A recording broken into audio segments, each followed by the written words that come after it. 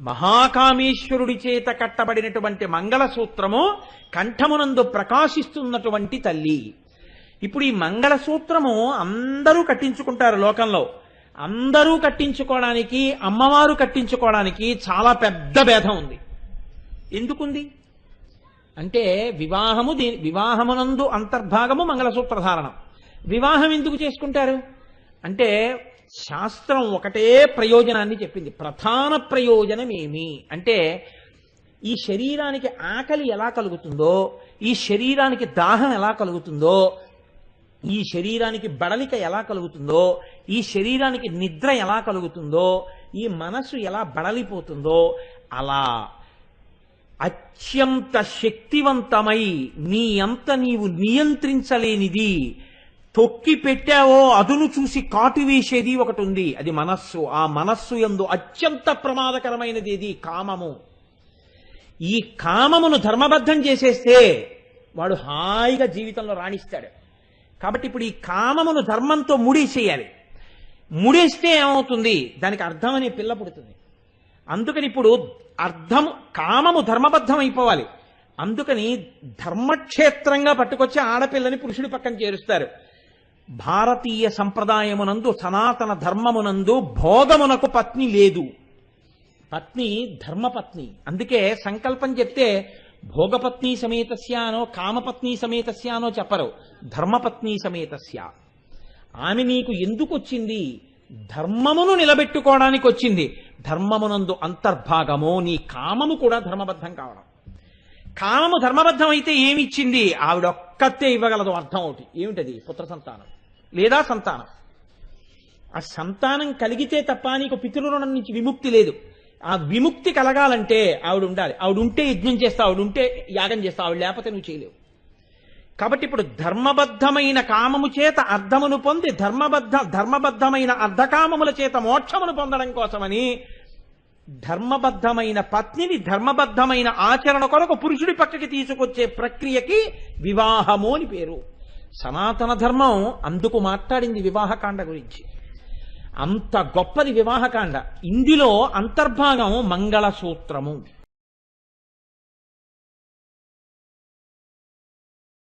తాతగారు వెళ్ళిపోయారు, మనవడికి జ్వరం వచ్చేసింది. నాన్నగారు ఊరెళ్ళారు, కొడుక్కి జ్వరం వచ్చింది. అమ్మ కనపడలేదు, పిల్లాడు గుక్కపట్టి ఏడుస్తూనే ఉన్నాడు. ఇవన్నీ దేని సంబంధాలు? నోరు తనంత తాను ఏడవదవు, కళ్ళు తమంత తాము కన్నీరు కార్చవు. కళ్ళు చూడగలవు, చూడగలిగిన కళ్ళు ఎందుకు కన్నీళ్లు కారుస్తున్నాయి? ఎప్పుడూ ఉన్న మనస్సు ఉల్లాసంగా ఎందుకు లేదు? ఎప్పుడూ చేసినట్టు నువ్వు పనులు ఎందుకు చేయలేకపోతున్నావు అంటే నీ మనసు ఇవాళ నీ చేతులలో లేకుండా నీ దగ్గర లేని వస్తువు దగ్గర ఉండిపోయింది. అది నీకు ఈ కంటికి కనపట్టలేదని, కనపడుతున్న వాటిని త్రోసిరాదని, అది కనపట్టలేదని నువ్వు ఏడుస్తున్నావు. దీనికి హేతువు మనస్సు మగ్నమైపోవుటయే. ఇంత పెట్టేశావు మనస్సును తీసుకెళ్ళి, బాగుంది. దీని వలన నీ జీవిత పరమార్థం ఏమైనా ఉంటుందా? కొంచెం ఆలోచన చేయండి, కొంచెం జాగ్రత్తగా మీరు గమనించండి. ప్రేమ ఉండకూడదు అని అనరు శాస్త్రంలో, కానీ ప్రేమకి ప్రాతిపదిక ఏది ఉండాలంటారో తెలుసా అండి? ఈశ్వరుడు యొక్క ముడిని చూడమని చెప్తారు. ఇది భగవంతుడు వేశాడు ఈ ముడి. ఈ ముడిని మళ్ళీ విప్పే అధికారం ఎవరిది? ఆయనదే. ఆ వేసినవాడు ఎప్పుడైనా ఈ ముడి మళ్ళీ విప్పచ్చు. ఎవడు ముడి వేశాడో వాడికి ముడి విప్పే అధికారం కూడా ఉంది. ఒకవేళ ఈ ముడి వేసినది నా యొక్క అభ్యున్నతికైతే ఆయన ఆ ముడి విప్పేసినా నా అభ్యున్నతికే. అప్పుడు వ్యక్తులతో ఉండదు, ఆయనతో ఉంటుంది. ఈ బంధం వెనకాతల ఈశ్వరుడు ఉన్నాడు అన్నారనుకోండి, ఆ ప్రేమలో దోషం ఉండదు. బంధంగా మీరు నిలబెట్టుకున్నారనుకోండి, దాని ఎందు దోషం వచ్చేస్తాయి. ఈ రెండు నీడలు వచ్చేస్తాయి కింద. వస్తే ఏమవుతుందో తెలుసా అండి? జీవితంలో ఏడుపంతా వస్తువు గురించి అవుతుంది. ఏ వస్తువు నేను పోగొట్టుకున్నానని మీరు అలమటించిపోతున్నారో ఆ వస్తువు గురించి ఏడుస్తూ కూర్చుంటారు. దీనివల్ల ఏమవుతుందంటే మీ జీవితమే ప్రశ్నార్థకమవుతుంది. మీరు ఇంత ఏడిస్తే నిజంగా మీకోసం కూడా అవతల వస్తువు అలా ఏడిచుంటే మీ ఏడుపుకు ఆ వస్తువు కారణంగా నిలబడి ఉండగలిగేదా? ఆలోచన చేయండి, కొంచెం జాగ్రత్తగా ఆలోచించండి. మీరు దీనికి నేను పెద్ద సంఘటనలు సందర్భాలు అక్కర్లేదు, ఎవరి జీవితంలో వాళ్ళకుంటాయి. అందుకే నా భార్య మీద పెట్టి నేను చెప్పడానికి కారణం అదే. ఏదో అమర్యాదగా ప్రవర్తించింది అనుకోండి, అది కూడా బహుశः ఈశ్వర అనుగ్రహం. చూశావా, ఇలా కొద్దిగా అనేటప్పటికీ తడబడిపోకూడదు, మనస్సు తొట్టుపడిపోకూడదు. నీ కార్యమునందు నువ్వు నిలబడగలిగి ఉండాలి, పరిశీలనాత్మకంగా నిలబడగలగాలి. కాబట్టి ఈ కోణంలో విడితే మన మనస్సు ఇబ్బంది పడుతోంది, అవతల వారి మనస్సు ఇబ్బంది పడుతోంది, కాబట్టి ఈ కోణం మనం ఇంకొక మారు స్పృశించవద్దు అని నేను పరమేశ్వరుడు ఈ కోణము స్పృశించకూడదని చెప్పడం కోసం నాకు ఇవాళ ఈ సంఘటన చేశాడు అని మీరు ఒక పాఠం తెలుసుకున్నారనుకోండి. అందులోంచి తెలుసుకుంటే మీ జీవితం ఒకలా ఉంటుంది. ఇలా ముడి పెట్టుకుని మనుషులతో మనుషుల్ని పెట్టి కూర్చున్నారనుకోండి, ఏమైపోతుందంటే అశాశ్వతమైనవి అన్నీ అశాశ్వతమే, ఏది శాశ్వతమైంది కాదు. అసలు ఏది ప్రేమిస్తానంటోందో అది అశాశ్వతం, దేన్ని ప్రేమిస్తోందో అది అశాశ్వతం. అశాశ్వతమైన దాన్ని పట్టుకుని ఎలా శాశ్వతత్వం వైపుకు వెడుతుంది? వెళ్ళలేదు. కాబట్టి ఇప్పుడు ఈ జీవితం, ఈ ప్రేమ, ఈ నడక, ఈ ప్రస్థానం ఇవన్నీ ఏమైపోయాయి అంటే పతనావస్థకి పనికొచ్చాయి. అందుకే శాస్త్రం ఏమంటుందంటే, మరి ఎలా అండి కలిసిమెలిసి ఉండడం? కర్తవ్యతానిష్టతో ఉండు. దేని కొరకు చెయ్యడం? నా కర్తవ్యం కాబట్టి నేను చేస్తున్నాను. ఈశ్వరుడు నాకు ఇది చెయ్యాలని కర్తవ్యం పెట్టాడు. నేను నా కొడుకుని చదివించడం నా కర్తవ్యం, కష్టపడి సంపాదించి నా కొడుకుని చదివిస్తున్నాను. చదువుకోవడం వాడి కర్తవ్యం. వాడు నాన్నగారు దగ్గర లేదు కదా అని దోషభూయిష్టమైనటువంటి పనులు వాడు చేశాడనుకోండి, నేను ఎంతసేపు వాడికి చెప్పడమే. వాడు వినకుండా దోషభూయిష్టంగా ప్రవర్తించాడనుకోండి, దానికోసం నా జీవితం పాడు చేసుకోమని శాస్త్రం చెప్పలేదు. నా కర్తవ్యం అయిపోయింది, నేను చెప్పగలిగింది చెప్పాను. వాడు బాగుపడలేదనుకోండి, ఈశ్వరానుగ్రహము చేత అటువంటి సందర్భము జరగకుండుగాక. కానీ అసలు మాటకి చెప్తున్నాను, అప్పుడు నా కర్తవ్యమునందు నేను నిలబడాలి. ఏ కారణము చేత ఏ వ్యక్తి జీవితము మనస్సు చేత మలినమై పతనావస్థకు వెళ్ళకూడదని చెప్తుంది శాస్త్రం. ఇది యాదృచ్ఛికంగానైనా తెలిసో తెలియకో మీరు ఈశ్వరుడి వైపుకి తిరిగిందనుకోండి మనస్సు, మీకు అలా అనుకుంటున్నానని మీకు తెలియదు, అనుకోకుండా మీరు ఈశ్వరుడి వైపుకి తిరిగారు. ఇప్పుడు ఇదేమైపోతుందంటే ఉన్నతికి హేతువైపోతుంది. ఇదే ఈశ్వర సంబంధానికి బాహ్య సంబంధానికి ఉండే పెద్ద తేడా. నేను రోజు బానే ఉంటాను అంటే జీవితంలో పతనం అన్నది ఎలా ప్రారంభమవుతుంది అన్నది మీకు చెప్తున్నాను, ఒకరి మీద పెట్టకూడదు కాబట్టి. నేను ఒక రోజున ఒక వస్తువుని చూశాను, నాకు ఆ వస్తువు చాలా కంటికి నదరగా అనిపించింది, నాకు దాన్ని రేపు కూడా చూడాలనిపించింది. వెంటనే పరిశీలన చేసుకోండి శాస్త్రం. ఎందుకంటే స్మరణం ఎప్పుడైతే మళ్ళీ చూడాలన్న కోరిక నీకు కలిగిందో అయిపోయింది, పడిపోయే గోతులో. ఎక్కడ స్మరణం ఎవరు చేస్తారు చెప్పండి? కాళ్ళు చేస్తాయా, చేతులు చేస్తాయా? మనసు చేస్తుంది. నిన్న చూసిన దాన్ని దేన్నో ఇక్కడ గుర్తెట్టుకుంది, దాన్ని మళ్ళీ చూడని చెప్పింది. మీరు ఊరుకున్నారనుకోండి ఆ స్థాయిలో, అది ఏం చేస్తుందో తెలుసా అండి? దీన్ని తోస్తుంది. ఈ సమయంలో ఆ వస్తువు అలా వెడుతుంటుంది, ఆ టైం అయింది, వెళ్ళు వెళ్ళు, చూడు చూడు. ఇలాంటి వాళ్ళే కదా మీకు రోడ్ల మీద కనపడే వాళ్ళందరూ. కాబట్టి ఇప్పుడేమైంది? దర్శనం. వెళ్ళి నిలబెట్టి అని చూస్తాడు. తర్వాత ఏమవుతుంది? ఊరుకోదండి.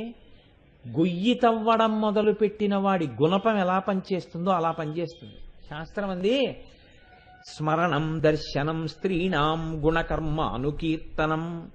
తగినంత కారణం లేకుండా స్తోత్రం చేయడం మొదలెడుతుంది.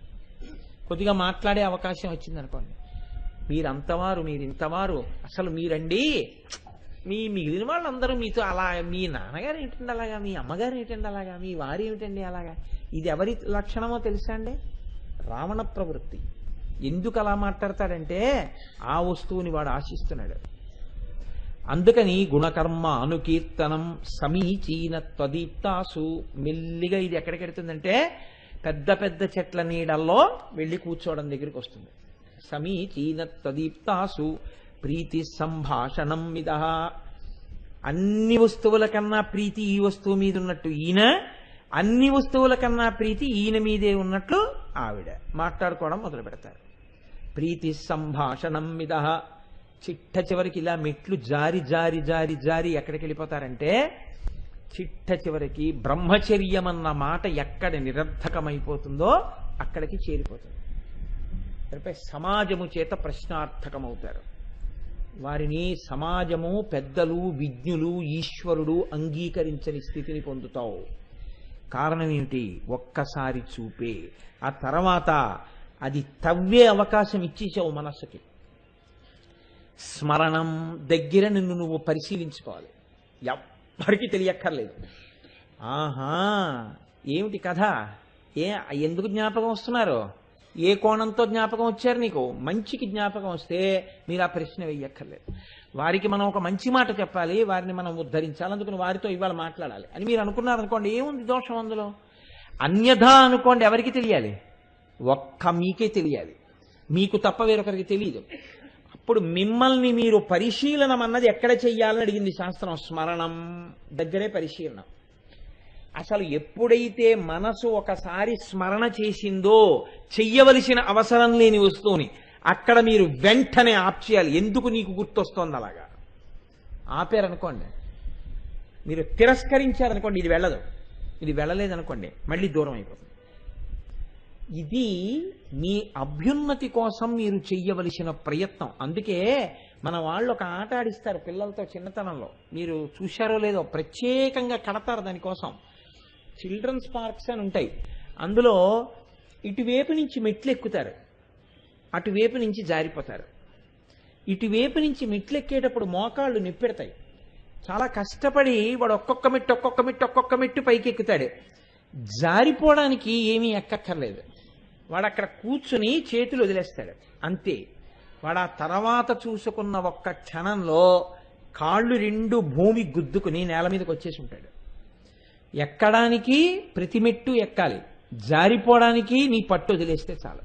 ఎంత కష్టపడి ఎక్కావో అంత కష్టం జారిపోవడానికి ఉండదు. పిల్లల్ని తీసుకెళ్లి ఆడించమని చెప్పలేదు శాస్త్రం, ఇది అడగమని చెప్పింది. జారిపోవడం సంతోషంగా ఉంటుంది, ఎక్కడం కష్టంగా ఉంటుంది. కానీ జారిపోవడం కోసం ఎక్కకెప్పుడు జీవితంలో. ఆట కోసం కాబట్టి ఆడేవు, జారిపోవడం కోసం జీవితంలో మెట్లు ఎప్పుడు ఎక్క. మెట్లు ఎక్కేది ఎందుకు ఎక్కుతావంటే ఎక్కి ఎక్కి ఎక్కి ఎక్కి ఎందులోంచి కిందకు వచ్చావో దాంట్లో కలిసిపోవడానికి ఎక్కువ, తప్ప ఇటువైపుకి జారిపోవడానికి ఎప్పుడు ఎక్కకు. ఇటువైపుకి జారితే ఎక్కడి నుంచి ఎక్కావో మళ్ళీ అక్కడే ఉంటావు. అప్పుడు ఎంత కష్టపడి ఇట్నుంచి ఎక్కుతున్నావో చూసిన వాడు ఇట్నుంచి జారిపోయాక తప్పట్లు కొడతాడు, భలే జారిపోయాడంటే. ఇది చిన్నతనం కాబట్టి సరిపోయింది, పెద్దతనంలో మాత్రం ఇది ఆడకెప్పుడు అని పిల్లలకి చెప్పమని ఈ పరికరం కడతారు, ఎక్కి జారిపోవడానికి పిల్లలకి. ఇది చిన్నతనంలో బాగుంటుంది, పెద్దతనంలో చేయకూడదు. ఎందుకు చెయ్యకూడదంటే అక్కడ పరిశీలన ఉండాలి మనస్సు చేత. నేను ఇలా జారిపోవడానికి ఎక్కట్లేదు, ఇంకా ఎక్కి ఎక్కి ఎక్కి ఇంకా ఎక్కవలసిన అవసరం లేకుండా దేంట్లో కలిసిపోతే ఇంకా ఎక్కడం దిగడం లేవో అక్కడికి నేను కలిసిపోవడానికి ఎక్కుతున్నానని ఎక్కడమే నీ ప్రస్థానంగా ఉండాలంతే. జారిపోవడానికి ఎక్కడం చాలా తప్పు. అలా జారిపోయే పరిస్థితి వస్తే గమనించాలి, ఓ పట్టు వదలమంటోంది, ఒక్కనాటికి వదలను. ఇప్పుడు ఇంకొంచెం గట్టిగా పట్టుకో ఈశ్వరుడి పాదాలు, నియంత్రించమని మనసుని. ఇది శాస్త్రము యొక్క ప్రయోజనము. దీనికి బోధ వచ్చింది, ఈ జారిపోవడం తప్పుకో. ఇది మీరు చూడండి, ఈ ఎక్కేటప్పుడు ఎంత కష్టమో మనుషులతో సంబంధాలు పెట్టుకుని ఈశ్వర సంబంధాన్ని నిలబెట్టుకోవడం అంత కష్టం. కానీ యాదృచ్ఛికంగా మీరు భగవంతుడి వైపుగా మనసు పెట్టారనుకోండి, అందులో మీరు తెలిసో లేకపోతే ఏదో సంతోషంతోటో మీరు పెట్టింది కాదు, మీరు ఒక నియమం పెట్టుకున్నారు. ఏమని అంటే, లేకపోతే 5 ఏళ్లకి 6 ఏళ్లకి కూడా వెళ్ళను, ఖాళీ లేదంటాను.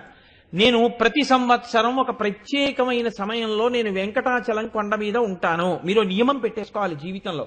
ఆ నియమం ఎటువంటిది అంటే, నేను జీవితంలో ఎన్నడూ కూడా 10 రోజులు అన్నం తినకుండా నా అంత నేను ఉండను కదా. ఇది ఎంత సత్యమో, నా జీతం నేను తీసుకోకుండా ఎలా ఉండనో నా జీతం నేను తీసుకుంటాను తప్పకుండా. నేను నా బిడ్డల్ని ఎంత ప్రేమగా చూస్తానో, ఒక 10 రోజులో వారం రోజులో అయ్యేటప్పటికి నా బిడ్డల్ని చూడకుండా అంతకన్నా ఎక్కువ నేను ఉండలేను అని నేను ఎలా అనుకుంటానో, అలా కనీసం ఈశ్వరుడి విషయంలో 1 ఏడాది పెట్టుకో, ఏదో ఒక క్షేత్రానికి. నా తండ్రి ఉన్నాడు అని నమ్ము.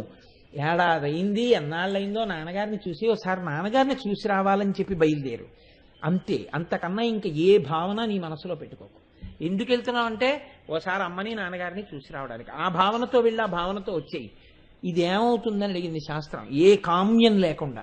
నువ్వు అలా వెళ్ళి వస్తుంటే ఆయన కూడా మీ ఎందేం పెట్టుకుంటాడో తెలుసా అండి? కొడుకు బయలుదేరుతుంటే తండ్రి ప్రార్థన చేస్తాడు, మా వాడు బయలుదేరి వస్తాడు పండక్కి, అందుకని వాడికి ఈశ్వర ఏ ప్రతిబంధకం లేకుండా వాడు వచ్చేటట్టు చూడు, ఏడాది అయింది వాడిని చూసాను, ఆయన కూడా మీకోసం ఎదురు చూసేటట్టుగా ఉంటుంది. ఈ బంధం ఎప్పటికీ ఏమవుతుందో నీకు తెలియదు అంది శాస్త్రం. ఇది గడ్డం.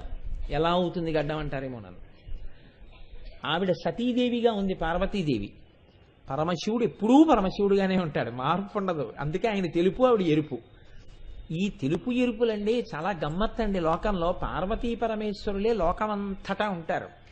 ఆయన విభూతి, ఆవిడ కుంకం, ఆయన శుక్లం, ఆవిడ శోణితం, ఆయన అదేంటి తెల్లటి బట్టలు, ఆవిడ ఎర్రటి చీర, ఆయన అదేంటి మెళ్ళో రుద్రాక్షలు, ఆవిడేమో సిగలో పువ్వులు. మీకు లోకంలో అన్ని తెలుపు ఎరుపు సంగమాలతోటే ఉంటుంది. బహుశः ఇడ్లీ అల్లం పచ్చడితో సహా నేను లోకమంతా పార్వతీ పరమేశ్వర స్వరూపమే అయి ఉంటుంది. కాబట్టి అలా ఉండే తత్వం ఏదుందో అలా శివుడు ఎప్పుడూ తెలుపుగానే ఉంటాడు. తెలుపుకు మార్పు ఉండదు. పక్కన వచ్చి ఇంకో రంగు కనబడితే ఆ రంగు దాంట్లో ప్రతిఫలిస్తుంది తప్ప తెలుపు తెలుపుగానే ఉంటుంది. ఎరుపు మారుతూ ఉంటుంది ఎదురుగుండా వచ్చి నిలబడ్డాన్ని బట్టి. ఇది ఎందుకు మారుతుందంటే ఆయన ప్రతిష్ట కోసం మారుతూ ఉంటుంది. అమ్మవారు ఏం చేసింది? సతీదేవిగా ఉంది. సతీదేవిగా ఉండి పరమశివుడితో కలిసి హిమాలయ పర్వత ప్రాంతాల్లో విహరిస్తోంది. కైలాసం దగ్గర విహరిస్తున్నప్పుడు ఒక ఆవిడ చూసింది. ఎవరావిడ? మేనకాదేవి చూసింది. చూసి ఆవిడ ఒక కోరిక కోరుకుంది. ఏమని? ఈ పిల్ల అలా తిరుగుతుంటే ఈ పిల్ల ఎంత బాగుందో, ఈ పిల్ల లాంటి కూతురు నాకుంటే, ఇలా ఇంటికి వస్తుంటే, పుట్టింటికి వస్తుంటే నేను ఎంత సంతోషిద్దునో అనుకో. ఇప్పుడు ఆవిడ కోరుకుంది మనసులో ఇలాగా అన్న విషయం సతీదేవికి తెలుసా? ఖచ్చితంగా తెలుసు. ఆవిడ సర్వజ్ఞ. ఆవిడ అలా అనుకుంది. ఆవిడ ఏం చేసిందో తెలుసా అండి? ఉత్తర జన్మలలో పర్వతపుత్రి పార్వతీదేవిగా అక్కడికి వచ్చి పుట్టింది. ఇప్పుడు పార్వతీదేవిగా పుడితే ఏమైంది? మనసొక్క నిమిషం అక్కడ పెట్టుకున్నందుకో ఆవిడకి ఒక గొప్ప శక్తి కలిగింది. మేనకాదేవికి హిమవంతుడికి ఏమిటి కలిగింది? పుట్టింది మామూలు పిల్ల అని అనుకున్నారా? వాళ్ళకి తెలుసు పుట్టింది ఆదిశక్తి పుట్టిందని తెలుసు. ఆదిశక్తి పుట్టిందని తెలిసి కూడా ఆ పిల్ల అన్నం తినకపోతే అమ్మ అన్నం తినమ్మా అని గడ్డం పట్టుకునేవాళ్ళు. ఇప్పుడు రండి గడ్డం దగ్గరికి. ఆదిశక్తి అని తెలిసి కూడా ఇంతకు ముందు ఏ ప్రేమతో చూశారో ఆ ప్రేమతోటే అన్నం తినమ్మా అని గడ్డం పట్టుకుంటే ఆ మనస్సు అటు నిలబడితే వస్తున్న ఉద్ధరణ. దానికి ఎలా పోలికేస్తారు మీరు? అందుకుని వెయ్యరు గడ్డానికి పోలిక. ఇప్పుడు ఏమైంది? మేనకాదేవికి అదృష్టం. ఆదిశక్తి గడ్డం పట్టుకుని అన్నం తినమ్మా, అలా అన్నం తినకుండా ఉంటే ఎలాగమ్మా, అమ్మ తపస్సుకి ఎడతానంటే ఇలా గడ్డం పట్టుకుని, అమ్మ వద్దమ్మా తపస్సుకి వెళ్ళొద్దమ్మా, ఊమా ఊమా అంటే తపస్సు చెయ్యొద్దమ్మా అని అడిగింది. హిమవంతుడు ఒక పర్వతరాజు అయితేనే ఏంటి నాన్న ఇవాళ అన్నం తినలేదట అని గడ్డం పుట్టుకున్నాడు. పట్టుకున్నప్పుడు తెలియదా ఆవిడ పార్వతీదేవిని, ఆవిడ ఆదిశక్తి అని తెలుసు. ఆదిశక్తి గడ్డం పట్టుకోగలడా? పట్టుకోలేనని తెలుసు. మరి ఇప్పుడు ఎలా పట్టుకున్నాడు? తనకి కూతురైనందుకు పట్టుకోగలిగాడు. తనకి కూతురు ఎందుకైంది? మనసు ఒకనాడు నిలబడింది. మిగిలిన వేటి మీద ఎన్నిటి మీదో పెట్టాడు. వచ్చిందా ఉద్ధరణ? ఒక్కసారి మేనకాదేవి కోరుకుంది. ఏమైంది? తర్వాతంతా ఇలా గడ్డం పట్టుకునే అదృష్టమే వచ్చింది. ఎలా వచ్చింది? ఓ పండగ వచ్చింది, ఇద్దరు వెళ్ళి పిలుస్తారు. అమ్మ పండగ వచ్చింది, పుట్టింటికి రా అమ్మ, ఒక్క 2 రోజులు నువ్వు అల్లుడు గారు ఓ 10 రోజులు ఉండండి. ఎన్నాళ్ళు అయిందే ఓ 10 రోజులు మా ఇంటికి వచ్చి ఉండి నువ్వు అల్లుడు గారు మనవలును అని అడుగుతారు. అయితే అమ్మ 10 రోజులు అంటే నీకు తెలుసు కదా, ఆయన అస్తమానం ఇలా దక్షిణామూర్తిలా కూర్చుని ప్రమదగణాలు, సాయంకాలం అయ్యేటప్పటికి తాండవాలు ఇవన్నీ ఉంటాయమ్మా అంటే, అలా కదే నా తల్లి, ఎలాగో అలా నచ్చ చెప్పవే. అప్పుడు మళ్ళీ గడ్డమే. ఇప్పుడు ఈవిడెంత పెద్దదవుతున్నా ఆవిడెంత పెద్దదవుతున్నా ఎప్పుడూ ఆ గడ్డం పట్టుకుని బతిమాలి తన ఇంటికి రావాలని కోరుకోవడం, తన కూతురిని ప్రేమించడం అన్న ప్రేమతో మేనకా హిమవంతులు నిలబడిపోవడానికి ఏది హేతువైంది? ఒక్కసారి ప్రేమ పెట్టుబడిలా ఒక ఆయన ఏదో ఫిక్స్డ్ డిపాజిట్ ఏదో తెలిసాడు, అది అలా పాపం పెరిగిపోయినట్టు పెరిగిపోతుంది. రెన్యువల్ చేయడమే దాన్ని ఎప్పుడును. అలా ఒక్కసారి ఇలా చూసి తన మనసు పెట్టింది. ఏమని? ఇలాంటి కూతురు ఉంటే బాగుండండి. ఏమైపోయింది? కూతురే అయిపోయింది అంతే. నీ మనసు ఇక్కడ పెట్టి ఏం సాధించావు? అయ్యో వాళ్ళు నన్ను ప్రేమించలేదనన్నా ఏడిచావు, లేకపోతే వాళ్ళకి ప్రమాదం వస్తుందనన్నా ఏడిచావు. రెండింటి వల్ల ఏడుపే వచ్చింది. కానీ ఏమంటే మరి అలాంటప్పుడు అప్పుడప్పుడు సుఖ పెడతారు కదా అండి అని మీరు అడగచ్చు. సుఖ పెట్టినప్పుడే ఈ సుఖం ఇలా ఉండిపోతుందో జారిపోతుందో అన్న ఏడుపు ఉంది. అంటే సుఖము దుఃఖము యొక్క క్రీనీడ. కానీ భగవంతుడి వైపు చూసిన చూపుకి, భగవంతుడి వైపు పెట్టిన మనసుకి హాయిగా ఇక మళ్లీ జన్మనెత్తవలసినటువంటి అవసరం లేనటువంటి స్థితిని మేనకాహిమవంతులు పొందేశారు. నీ మనస్సుని ఇటు పెట్టుకుంటే కోట్ల జన్మలు, నీ మనసు అటు పెట్టుకుంటే అంతటి వైభవం. ఈ వైభవానికి అంతటికీ గుర్తేది నువ్వు మళ్ళీ మళ్ళీ పట్టుకునే గంటమే. మిగిలిన వాళ్ళకుందా అదృష్టం? ఇంతమంది ఎవరైనా అమ్మవారిని అలా గడ్డం పట్టుకుని బతిమాలగలరా? అలా కైలాసానికి వెళ్ళి పిలవగలరా? దక్షుడు కూతుర్నే కన్నాడు, నిలబెట్టుకోగలిగాడా అదృష్టాన్ని? నిలబెట్టుకోలేకపోయాడు. తన మనసు అహంకారమునందు పెట్టాడు. ఏమైపోయింది? పోయిందంటే బుర్రకాయే పోయింది, పోయి గొర్రె బుర్ర వచ్చింది. ఈవిడ మనస్సు ఆవిడ ఎందే పెట్టుంచుకుంది. ఏమైంది? ఇప్పటికీ మేనకాహిమవంతులు, ఎందుకంటే మేనకాహిమవంతులకు మోక్షం ఇవ్వలేదు శివమహాపురాణంలో, తపస్సు చేసుకునే పర్వతం ఉండదని. అందుకని వాళ్ళు యుగాంతం వరకు కూడా వాళ్ళు ఏం చేస్తుంటారు అంటే వాళ్ళు ఎప్పుడు వెడుతుంటారు, ఇలా పార్వతీదేవి చిబుకం పట్టుకుంటూ ఉంటారు, బతిమాలుతారు, తీసుకొస్తారు. పిల్ల ఎంత పెద్దదివనివ్వండి, తల్లి ఎంత పెద్దదవనివ్వండి, అమ్మ ఎప్పుడు ఏం గుర్తుంటుందంటే పిల్లకి ఇష్టమైనవే గుర్తుంటాయి.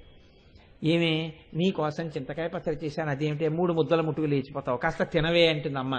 అమ్మ తిన్నాను కదమ్మా, ఇంకా చాలా అంటే ఉండి నేను కలుపుతాను అని ఇలా కలిపేసి, చిన్నప్పుడు నేను పెడితే ఎలా తినేదానివి అని మీరు గమనించండి. ఇళ్లలో జరగవనా ఇవన్నీ? అమ్మ అన్నం పెడుతుంటుంది, అన్నం పెడుతుంటే ఇంతలో గభాలను తలుపు తోసుకుని ఎవరో వచ్చి, బాగుంది వదిన గారు, ఇంకా పిల్లకి అన్నం పెడుతున్నారా అంటుంది ఒక ఆవిడ. ఏదో ప్రేమ అని చెయ్యి గడిగేసుకుని తినవే అని ఆవిడ వెళ్ళిపోగానే తల్లి ఏం చేస్తుందో తెలుసా అండి? పట్టుకొచ్చి దృష్టి తీసేస్తుంది.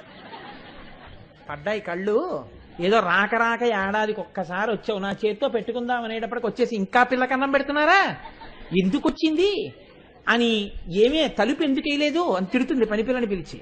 అది అమ్మ మనస్సు అంటే. అమ్మ ఇంకా ఏంటమ్మా ఈ చాదస్తా నీకంటే, అలా అనకే నాన్న, నువ్వు సంతోషంగా ఉండాలి అమ్మా అని ఆ గడ్డం పట్టుకుని కళ్ళొత్తుకుంటుంది. ఈ అమ్మతనం మేనక్కి ఇప్పటికీ ఉంది, ఆ పిల్లతనం పార్వతీదేవికి తల్లి దగ్గర అలాగే ఉంది. మిగిలిన వాళ్ళకి తల్లేమో కానీ మేనక్కి పిల్లే. ఎందుకు వచ్చింది ఇది? ఒక్కసారి చూడడంలో వచ్చింది. ఇలా నేను మీకు ఎన్ని చెప్పను ఉదాహరణలు.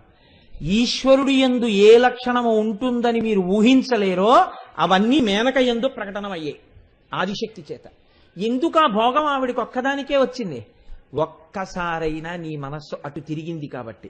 పనికి మాలిన విషయాల వైపు తిరిగితే ప్రయత్నపూర్వకంగా నువ్వు ఆప్ చేయాలి. ఇలా నీ మనస్సు తిరిగితే సంతోషపడిపోయి దాన్ని ఎరువేసి పోషించాలి. ఇంకోసారి చూడవే, ఇంకోసారి చూడవే, ఇంకోసారి చూడవే అని తిప్పాలి నువ్వు. ఇది మీకు బోధ చేస్తే అనాకలిత సాదృశ్య చుబుక శ్రీ విరాజిత. ఇప్పుడు నాకు చెప్పండి, మేనకాదేవి పొందుతున్న వైభోగాన్ని మీరు ఆ పట్టుకున్న గడ్డం యొక్క ఆనందాన్ని ఏ ఉపమానం వేసి నిరూపణం చేస్తారు? చేయగలరా? చెయ్యలేరు. అందుకే గడ్డం ఒక్కదానికే ఉపమానం లేదు.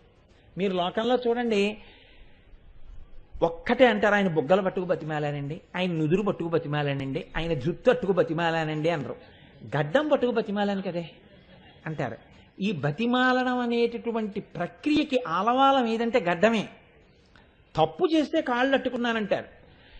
అప్పుడు కూడా ఇంకా పట్టుకోవడానికి అభ్యంతరం వస్తే చేతులు అట్టుకుని ఇవి చేతులు కాళ్ళు అనుకోండి అంటారు. అది వేరే విషయం అనుకోండి, నేను ఇప్పుడు దాని మీద వ్యాఖ్యానం అనవసరం. కానీ బతిమాలనం అన్న దానికి వచ్చేటప్పటికి మాత్రం గడ్డం పట్టుకుని, అయ్యా మీ గడ్డం పట్టుకు బతిమాలుతున్నానండి అంటారు.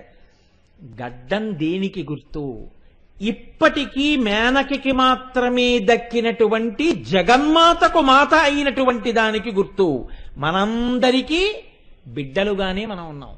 ఒక్క మేనక మాత్రం జగన్మాతకి మాత అయింది, తల్లి అయింది. ఇలా గడ్డం పట్టుకుని బతిమాలుతూనే ఉంది. ఎక్కడి నుంచి వచ్చింది ఇది? ఒక్కసారి ఆ మనస్సు ఇలాంటి కూతురుంటే బాగుండన్నందుకు. నువ్వు అలా ఎప్పుడైనా అన్నావా భగవంతుడి విషయంలో? ఆ చనువు చూపించావా? అక్కర్లేని వాటికి ఎన్నింటికి పెట్టావో మనసు. ఇవన్నీ బంధనాలయ్యాయి, ఇవన్నీ పతనావస్థకి దారితీసాయి. ఈశ్వరుడి వైపు ఎక్కడ పెట్టావు అలా మనస్సు? ఎప్పుడైనా ఒక్క కోరిక, ఒక చిన్న కోరిక, ఏడాదికి ఒక్కసారి నీ దర్శనం మాత్రం నా శరీరం పడిపోయే వరకు ఆపవద్దని కోరుకున్న కోరిక ఉందా నీ జీవితంలో? ఆబ్సెంట్ లేదు. ఇలాగా నేను ఆ సంకల్పం చేసిన దగ్గర నుంచి ఇవాల్టి వరకు నేను వెళ్ళి వస్తూనే ఉన్నాను అని అనగలిగిన సత్తా నీకుందా? ఎందుకు లేకుండా అయిపోతుంది అంటే నీకు అసలు ఆ కోరికే లేదు. అటువంటి తీవ్రతతో కూడిన కోరిక లేదు. నువ్వు అలా అంత తీవ్రతతో అమ్మవారిని కోరగలిగితే నిన్ను అనుగ్రహించడానికి ఆవిడ ఇప్పుడే ఉంది, ఇక్కడే ఉంది, ఈ క్షణంలోనే అనుగ్రహిస్తుంది. ఇది మీకు చెప్పడం అనాకలిత సాదృశ్య చుబుక శ్రీ విరాజిత. దీన్నే శంకర భగవత్పాదులు అయ్యో పిల్లలకి అందదేమో, దీన్ని నేను మరి కొంచెం స్పష్టంగా వీళ్ళకి చెప్తాను అన్నారు ఆయన. అందుకే మహానుభావుడు అంటారు, కరాగ్రేణ స్పృష్టం తుహినగిరినా వత్సలతయా గిరీశేనోదస్తం ముహురధర పానాకులతయా కరగ్రాహ్యం శంభో ముఖముకుర వృంతం గిరిసుతే కథంకారం బ్రూమస్తవ చుబుకమౌపమ్యరహితం అన్నారు.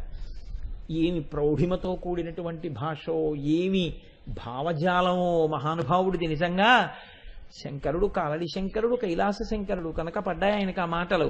కరాగ్రేణ స్పృష్టం తుహినగిరినా వత్సలతయ. వాత్సల్యం అన్న మాట ముగ్గురికే వేస్తారు. ఒకటి గురువుకి శిష్యుడి పట్ల వాత్సల్యం, తండ్రికి బిడ్డల పట్ల వాత్సల్యం, గోవుకి తన దూడ పట్ల వాత్సల్యం. అందుకే గోవత్సము అంటారు. హిమవంతుడు పుట్టినది కూతురు కాదు, ఆదిశక్తి కూతురుగా ఉందని తెలుసు. అయినా చిన్నతనంలో ఎన్నో మార్లు ఆ గడ్డం పట్టుకుని ఇలా గడ్డం పట్టుకుని అమ్మవారిని ఎన్ని మాటలు బతిమాలాడో. అమ్మా నా తల్లి కదో ఇంకా ఆటలొద్దమ్మా, ఇంట్లోకి వచ్చేయమ్మా అన్నాడు. నా తల్లి కదో ఇంకా ఆ తపస్సు వద్దమ్మా, చిక్కిపోతున్నావమ్మా అని బతిమాలాడు. నా తల్లి కదో అన్నం తినమ్మా అని బతిమాలాడు. నా తల్లి కదో ఈ పట్టుబట్ట కట్టుకోమ్మా, పండగ కదమ్మా, ఇది కట్టుకుంటే నీకు బాగుంటుందమ్మా అని బతిమాలాడు. ఇన్ని మాటలు అందరూ ఆవిడ పాదాల మీద పువ్వులేస్తే ఇన్ని మాటలు ఆయన గడ్డం పట్టుకు బతిమాలాడు. ఈ శోభ హిమవంతుడికి ఎక్కడి నుంచి వచ్చింది? మేనక చూసిన చూపులోంచి హిమవంతుడు ఉద్ధరింపబడ్డాడు. మేనక కోరుకుంటే హిమవంతుడి వల్ల అటువంటి సంతానం కలిగింది. కాబట్టి ఇప్పుడు కరాగ్రేణ స్పృష్టం తుహినగిరిణ వత్సలతయ. హిమవంతుడు పట్టుకుంటున్నాడు అంటే మేనక కూడా పట్టుకుంటోంది. ఇద్దరికీ ఆ వైభవం కలిగింది. దాంతో సరిపోయిందా? గిరీశేనోదస్తం ముహురధర పానాకులతయ. గిరీష గిరీష అని రెండు శబ్దాలు పరమశివుడికి. గిరీష అంటే పర్వత గుహయందు శయనించువాడు అని, గిరీష అంటే కైలాస పర్వతమునకు అధిపతి అని. కైలాస పర్వతమునకు అధిపతి అన్నమాట శంకరాచార్యులు వారు ఎందుకు వేస్తున్నారో తెలుసా అండి? కైలాసము అంటే కేళి జరుగునది. కేళి అంటే సృష్టి స్థితి లయములు, అంటే పరబ్రహ్మంగా చెప్తున్నారు పరమశివుణ్ణి. సృష్టి స్థితి లయములు చేసేటటువంటి పరబ్రహ్మస్వరూపుడైనటువంటి పరమేశ్వరుడికి స్త్రీకామము లేదు. మన్మధుణ్ణి కాల్చేశాడు. ఇటువంటి పరమశివుడు ఈవిడ దగ్గరికి వచ్చేటప్పటికి మాత్రం ఈవిడ ప్రేమకి వశుడైపోయాడు. వశుడైపోయి కరగ్రాహ్యం శంభో ఆ చేత్తో పట్టుకుని గిరీశేనోదస్తం ముహురధర పానాకులతయ. ఒక్కసారి కాదుట, నోదస్తం ఎన్ని మార్లో ఆ గడ్డం పట్టుకుని ఇలా పైకెత్తాట శంకరుడు. ఎందుకు పైకెత్తాడు? మన్మధుణ్ణి కాల్చిన పరమేశ్వరుడు ఇంత ప్రేమ కలిగిన భార్య అని తన మనసు ఆవిడ గెలుచుకున్న కారణం చేత ఇంత జ్ఞాని కూడా ఆవిడ గడ్డం పట్టుకుని పైకెత్తి ఆవిడ అధరము వంక చూసి ఆవిడ అధరపానం చెయ్యాలని కోరుకున్నట్ట. శంకరుణ్ణి ఈ స్థితికి తెచ్చిందనడానికి గుర్తు ఆ పట్టుకుని పైకెత్తిన గడ్డమేనమ్మా. మన్మధుణ్ణి కాల్చినటువంటి చూపు కలిగిన వాడు ఆ చేత్తో గడ్డం పైకెత్తాడంటే అమ్మాది నీ పాతివ్రత్య శోభని తెలియచేస్తోంది ఆ గడ్డం. కాబట్టి కరగ్రాహ్యం శంభో ముఖముకుర వృంతం గిరిసుతే. ఎంత చిత్రమైన మాటలు వేస్తారో చూడండి శంకరాచార్యులు వారు. అక్కడ శివ అన్న శబ్దమో శంకర అన్న శబ్దమో వేయలేదు, శంభో అన్నారు. శంభో అంటే నీకు సుఖమిచ్చేవాడు శంభువే, ఈ సుఖములు సుఖములా అన్న వైరాగ్యం ఇచ్చి మోక్షం ఇచ్చేవాడు శంభువే. అంత వైరాగ్యం ఉన్న శంభువు ఈవిడ దగ్గరికి వచ్చేటప్పటికి గడ్డం పట్టుకుని పైకెత్తి అధరపానం చెయ్యాలనుకున్నాడు. అంటే అంతటి మహాజ్ఞానిని తన పాతివ్రత్యం చేత కట్టిపడేసిన తల్లి అని చెప్పడానికి గుర్తు ఆ గడ్డమే. కాబట్టి గిరీశేనోదస్తం ముహురధర పానాకులతయ కరగ్రాహ్యం శంభో ముఖముకుర వృంతం గిరిసుతే కథంకారం భ్రూమస్తవ చుబుకమౌపమ్యరహితం అని శంకరాచార్యులు వారు అంటున్నారు. ఇప్పటిదాకా ఏమైనా శంకరాచార్యులు వారు కూడా ఉపమానం చెప్పారా నీ గడ్డం ఇలా ఉంటుందని? ఏం చెప్పలేదు. ఇప్పుడు చెప్తున్నారు మూడో పాదంలో. కరగ్రాహ్యం శంభో ముఖ ముకుర వృంతం గిరిసుతే గిరిసుతే అని పిలిచారు. ఓ పర్వతపుత్రి, పరమశివుడికి కూడా ఓ కోరిక ఉంది. ఏమిటా కోరిక? అద్దం చూసుకోవాలని. అద్దం చూసుకోవడం అన్న మాట ఎప్పుడు వస్తుందండి? బ్రహ్మచారి అయితే రాదు. ఎందుకంటే స్నాతకం చేసేంత వరకు అద్దం చూసుకోడు బ్రహ్మచారి. ఇంకా ఇక్కడి నుంచి నేను అద్దం చూసుకుంటాను, నేను తలకాయ దూకుంటాను అంటాడు. స్నాతకం వరకు వాడు ఎప్పుడూ అద్దం చూసుకుని ఉంటాడు బ్రహ్మచారి అంటే. ఇప్పుడు ఆయన అద్దంలో చూసుకుందామన్న కోరిక పుట్టింది అంటే పరమశివుడు ఏ ఆశ్రమంలో ఉన్నాడు? గృహస్థాశ్రమంలో ఉన్నాడు. ఆయనకి గృహస్థాశ్రమం ఏమిటి అసలు? పెళ్లి గృహస్థాశ్రమం ఎప్పుడు వస్తుంది? పెళ్లి చేసుకుంటే. ఆయన పెళ్లి ఎందుకు చేసుకుంటాడు అసలు? మన్మధుడిని కాల్చేసిన వాడు చేసుకునేటట్టు తన పాతివ్రత్యంతో తన తపస్సుతో చేసి మెప్పించిన తల్లి ఆ తల్లి. ఎంత గొప్ప తల్లివి కాబట్టి నిన్ను పెళ్లి చేసుకున్నాడు. పెళ్లి చేసుకున్నాడు కాబట్టి అద్దం చూసుకోవాలనుకుంటున్నాడు. ఇప్పుడు తన ధర్మం పాటించాలనుకుంటున్నాడు. ఇప్పుడు ఆయన చూసుకునే అద్దం లోకంలో ఎక్కడుంది? కాబట్టి ఆయన ఒక అద్దంలో చూసుకుంటాడు తన ప్రతిబింబాన్ని. ఎందులో చూసుకుంటాడు? నీ ముఖమన్న అద్దంలో చూసుకుంటాడు. ఇప్పుడు అద్దం చూసుకునేవాడికి అద్దానికి ఒక పిడి ఉండాలి. ఆ పిడితో ఇలా అద్దం ఎత్తుతాడు. ఆయన చూసుకునే అద్దం నీ ముఖం అయితే ఆ అద్దానికి ఉన్న పిడే నీ గడ్డం అన్నారు శంకరాచార్యులు వారు. అందుకని శంకరుడు ఆ గడ్డంతో ఇలా ఎత్తి తనని చూసుకుంటాడు. ఇప్పుడు మీరు చాలా జాగ్రత్తగా గమనించండి. పరమశివుడికి పార్వతీదేవి ముఖము అద్దమైతే శంకరుడు వచ్చి ఎదురుగుండా నిలబడి గడ్డం ఎత్తి ఇలా చూస్తే అమ్మవారి ముఖంలో ఎవరు కనపడతారు? పరమశివుడు కనపడతాడు కదండి.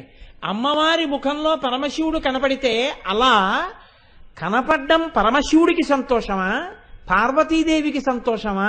పార్వతీదేవి ముఖంలో పరమశివుడు కనపడేటటువంటి స్థితిని చూసిన ఇంకొకడికి సంతోషమా? మీరు కొంచెం జాగ్రత్తగా గమనించండి. ఇప్పుడు పార్వతీదేవి యొక్క ముఖం దగ్గరికి వెళ్లి గడ్డం ఇలా పైకెత్తి ఇలా శంకరుడు చూసుకుంటుంటే అమ్మవారి ముఖంలో శంకరుడు కనపడుతున్నాడన్న విషయాన్ని ఎవరు చూశారు? ఎవరు చూశారండి? శంకరాచార్యులు వారు చూశారు. లేకపోతే మీకు ఎలా చెప్పారు ఈ మాట? శంకరాచార్యులు వారే కదండి అద్దమమ్మ అని చెప్తున్నారు. కాబట్టి ఇప్పుడు శంకరాచార్యులు వారు అమ్మవారి ముఖం పరమశివుడికి అద్దమైందని చూశారు. అందుకనమ్మా గిరీశేనోదస్తం ముఖముకుర వృంతం గిరిసుతే. మన్మధుడే గుర్తొస్తున్నాడేమిటో ఎక్కువ. కాబట్టి ఇప్పుడు ఆ అద్దం పిడికిని పట్టుకుని ఇలా పైకెత్తితే ఆవిడ ముఖమన్న అద్దంలో శంకరుడు కనపడుతున్నాడన్న విషయాన్ని చూసి మీకు చెప్తున్నది ఎవరు? శంకరాచార్యులు వారు చూశారు. అలా చూశారు కాబట్టి ఆయన మహాజ్ఞాని అయ్యారు కదండి. ఇది మీరు పట్టుకోవాలి ఆ శ్లోకంలో అర్థం. అంటే అమ్మవారి ముఖంలోకి శివుడు ఇలా చూస్తే అమ్మవారి ముఖంలో శివుడు కనపడింది శంకరాచార్యుల వారికి. అమ్మవారంటే ప్రకృతి. ప్రకృతిగా పురుషుడుగా కనపడినంత కాలం నీకు జ్ఞానం కలగలేదు. ప్రకృతిలో పురుషుడు ఎప్పుడు కనపడతాడో అప్పుడు నీకు జ్ఞానం కలిగిందని గుర్తు. ప్రకృతి అంటే పార్వతీదేవి ముఖం. ఇది చెట్టు, ఇది పుట్ట, అది చంద్రుడు, ఇది సూర్యుడు, అది గోడ, వాడు దొంగ, ఇది దొంగ, ఇలా అన్నంతసేపు అది ప్రకృతి. భగవంతుడెవరో ఒకడున్నాడు, వాడు ఇవన్నీ సృష్టించాడు. ఇవి అంటున్నంతసేపు ప్రకృతి వేరు, పురుషుడు వేరు. కానీ హరిమయము విశ్వమంతయు, హరి విశ్వమయుండు. హరిమయము కాని వస్తువు పరమాణువు లేదు. వంశపావన వింటే అని శుకుడు పరీక్షిత్తుతో అంటే నమ్మాడు అనుకోండి. పరీక్షిత్తు ఇప్పుడు చూశాడు అనుకోండి, దొంగ కాడు, దొంగ రూపంలో ఉన్న ఈశ్వరుడే. నమ చోరాయ చ శస్ప్యాయ చ భేన్యాయ చ శకత్యాయ చ ప్రవాహ్యాయ చ వృక్షాయ చ హరిత్యాయ చ లోప్యాయ చ ప్రవాహ్యాయ చ విద్యుత్యాయ చ అన్నాడు అనుకోండి. నీరు నువ్వే, ప్రవాహం నువ్వే, మెరుపు నువ్వే, విద్యుత్ నువ్వే, చీకటి నువ్వే, వెలుతురు నువ్వే, సూర్యుడు నువ్వే, చంద్రుడు నువ్వే, కాంతి నువ్వే, చెట్టు నువ్వే, ఆకు నువ్వే, హరితము నువ్వే, ఆకుపచ్చతనం నువ్వే, ఎండిపోయింది నువ్వే, దొంగ నువ్వే, నురుగు నువ్వే, అన్ని నువ్వే అన్నాడు అనుకోండి. ఇవన్నీ లేవా? ఉన్నాయి. కానీ ఇవన్నీ ఏవి? ఈశ్వరుడు. ఇప్పుడు ప్రకృతి ఎందు ఎవరు కనబడుతున్నారు? పురుషుడు కనబడుతున్నాడు. పార్వతీదేవి ఎందు ఎవరు కనబడుతున్నారు? పరమేశ్వరుడు కనబడుతున్నాడు. ఇలా ఎవరికి కనబడ్డాడో వాడెవరు? వాడు మహాజ్ఞాని. వాడికి రుద్రాధ్యాయం అర్థమైంది. వాడు అభిషేకం చేయడం అంటే అది. సంతతధార శివలింగం మీద పడుతూ రుద్రాధ్యాయం చదవడం అంటే మనస్సు ఎప్పుడు దేన్ని చూస్తున్నా దాని యందు పరమేశ్వరుణ్ణి చూడ్డం. ఆ చూసే స్థాయికి నువ్వు ఎదిగిపోతే అప్పుడు అసలు ఇన్ని లేవు, ఒక్కటైపోయి ఉండిపోతుంది. ఈ స్థితికి ఎదిగిపోతే వాడు మహాజ్ఞాని అయిపోయాడు. అంటే వాడు మోక్షమును పొందాడు. వాడు ఆ జ్ఞాని లోకమునకు బోధించడానికి మాత్రమే ఇంకా ప్రారంధం పూర్తి చేసుకోవడానికి శరీరంలో ఉన్నాడు తప్ప ఇప్పుడు ఆయన సుఖ దుఃఖములకు సాక్షి. ఇప్పుడు ఆయనకి సుఖం లేదు, దుఃఖం లేదు, ఉండవా శరీరానికి? ఉంటాయి, కానీ ఆయన సాక్షి. ఆయన వాటికి మమేకము కాడు. కృష్ణ భిక్షు గారిని ఒక ఆయన అడిగారు, ఏమండి జ్ఞాని శరీరమునకు బాధ ఉండదా అని అడిగారు. భగవాన్ రమణులకు చేతి మీద రాచపుండేసింది, రక్తం కారిపోతూ ఉండేది. రక్తం కారిపోతుంటే చుట్టూ ఉన్న వాళ్ళు చూసేవారు. పొద్దున్నే దాని మీద ఆకులేసి పుండు కట్టు కట్టేవారు. మరునాడు కట్టు విప్పుతుంటే దాన్ని సూర్యుడికి అభిముఖంగా పెట్టి విప్పమన్నారు కట్టు. అంటే ఆయన వచ్చి తోటలో కూర్చునేవారు, కట్టు విప్పుతున్నారు. విప్పుతూ ఆ ఆకులు ఇలా తీసేస్తే బడబడబడబడబడబడ కారిపోయేది నెత్తురిలాగా. కారిపోతే చుట్టూ ఉన్న వాళ్ళు చూసి అయ్యయ్యో ఎలా నెత్తురు కారిపోతోందో, ఎంత లోతు గొయ్యి పడిపోతోందో, బాధ పెట్టట్లేదా అనేవారు. అంటే రమణులు నవ్వుతూ అనేవారు, ఇది అపరశమంతకమని ఆనాడు 12 బారువుల బంగారం పెట్టేదే, అలా ఇది ఎర్ర బంగారం పెడుతోంది, అది పచ్చ బంగారం పెట్టేదనేవారు. ఇప్పుడు ఆయనకి అందులోనూ ఆనందమే. సుఖము దుఃఖము రెండు లేవు, దానికి సాక్షి ఆయన. ఈ శరీరమునకు సాక్షి జ్ఞాని. శరీరము తాను కాదు, ఈ శరీరము యొక్క బాధకు సాక్షి, శరీరము యొక్క సుఖమునకు సాక్షి. రమణుల్ని ఎవరో అడిగారు, మీరు నిద్రపోతారా అని అడిగారు. ఎందుకు పోదు, ఇది నిద్రపోతుంది అన్నాడు ఆయన. ఎంత తేడా చెప్పండి. ఇది నిద్రపోతుంది అన్నారు. మనమేమంటాం, నేను నిద్రపోయాను, నేనుకి నిద్ర లేదు. నిద్రపోయేది శరీరం, ఇంద్రియాలే పడుకుంటాయి.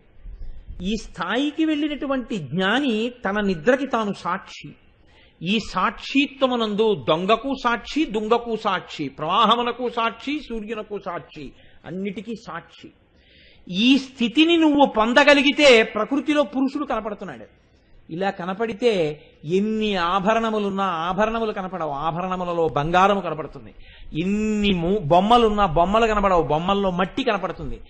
పూరీలే ఉన్నా, చపాతీలే ఉన్నా, అక్కడ చేసినటువంటి చిళ్ళలే ఉన్నా, లేకపోతే దాంతో చేసినటువంటి పునుకులే ఉన్నా, అందులో ఉన్న గోధుమ పిండి కనపడుతుంది. కానీ మారి మారి తయారు చేసిన పదార్థాలు కనపడవు. అంతటా ఉన్నదా గోధుమ పిండి అంటాడు. ఈ స్థితి కంటే నామరూపముల ఉండడానికి ఏది హేతువో ఆ సత్యమును పట్టుకున్న స్థితికి ఎదిగిపోతే వాడికి ప్రకృతి యందు పురుషుడు కనపడ్డాడు.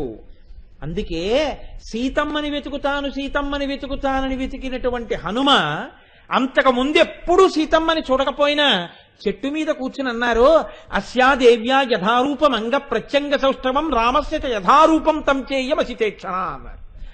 కాళ్ళు చేతులు వేళ్ళు నుదురు దగ్గర నుంచి సీతమ్మ తల్లి కాదు, నాకు సీతమ్మలా కనబట్టలేదు, నాకు రాముడు కనబడుతున్నాడు అన్నారు. అందుకని భవిష్యత్ బ్రహ్మ అయ్యారు. నాకు రాముడు కనపట్టలేదు, రాముడి నుంచి విడదీసిన సీత కనబడుతోంది అన్నాడు. 10 తలకాయలు తెగిపోయి. ఇది జ్ఞానికి అజ్ఞానికి ఉండే భేదం. అందుకని అది సుందరకాండ, ఉపాసనకాండ. అది సిద్ధి సర్గ. సీతమ్మ తల్లి దర్శనం అంటే సిద్ధి సర్గ అనడానికి కారణం అది. కాబట్టి ఇప్పుడు ప్రకృతి యందు పురుషుణ్ణి ఎవరు చూశాడో వాడు జ్ఞాని. ఇలాంటి దర్శనం చేసి మీకు చెప్తున్నది ఎవరు? శంకరాచార్యులు వారు. తన మీద పెట్టుకున్నారా? పెట్టుకుంటే ఆత్మస్థుతి, పెట్టుకోలేదు. ఇప్పుడు ఈ స్థితిని నువ్వు పొందాలంటే ఈ ప్రకృతి అంతా నీకు అర్థమే. ఇందులో నీకు శివుడు కనపడాలి, పురుషుడు కనపడాలి. అలా నువ్వు చూడ్డం రావాలి. అలా చూడ్డం రావాలంటే పట్టుకోవడం రావాలి. ఆ పట్టుకోవడానికి ప్రయత్నించేదే భక్తితో కూడిన కర్మాచరణము.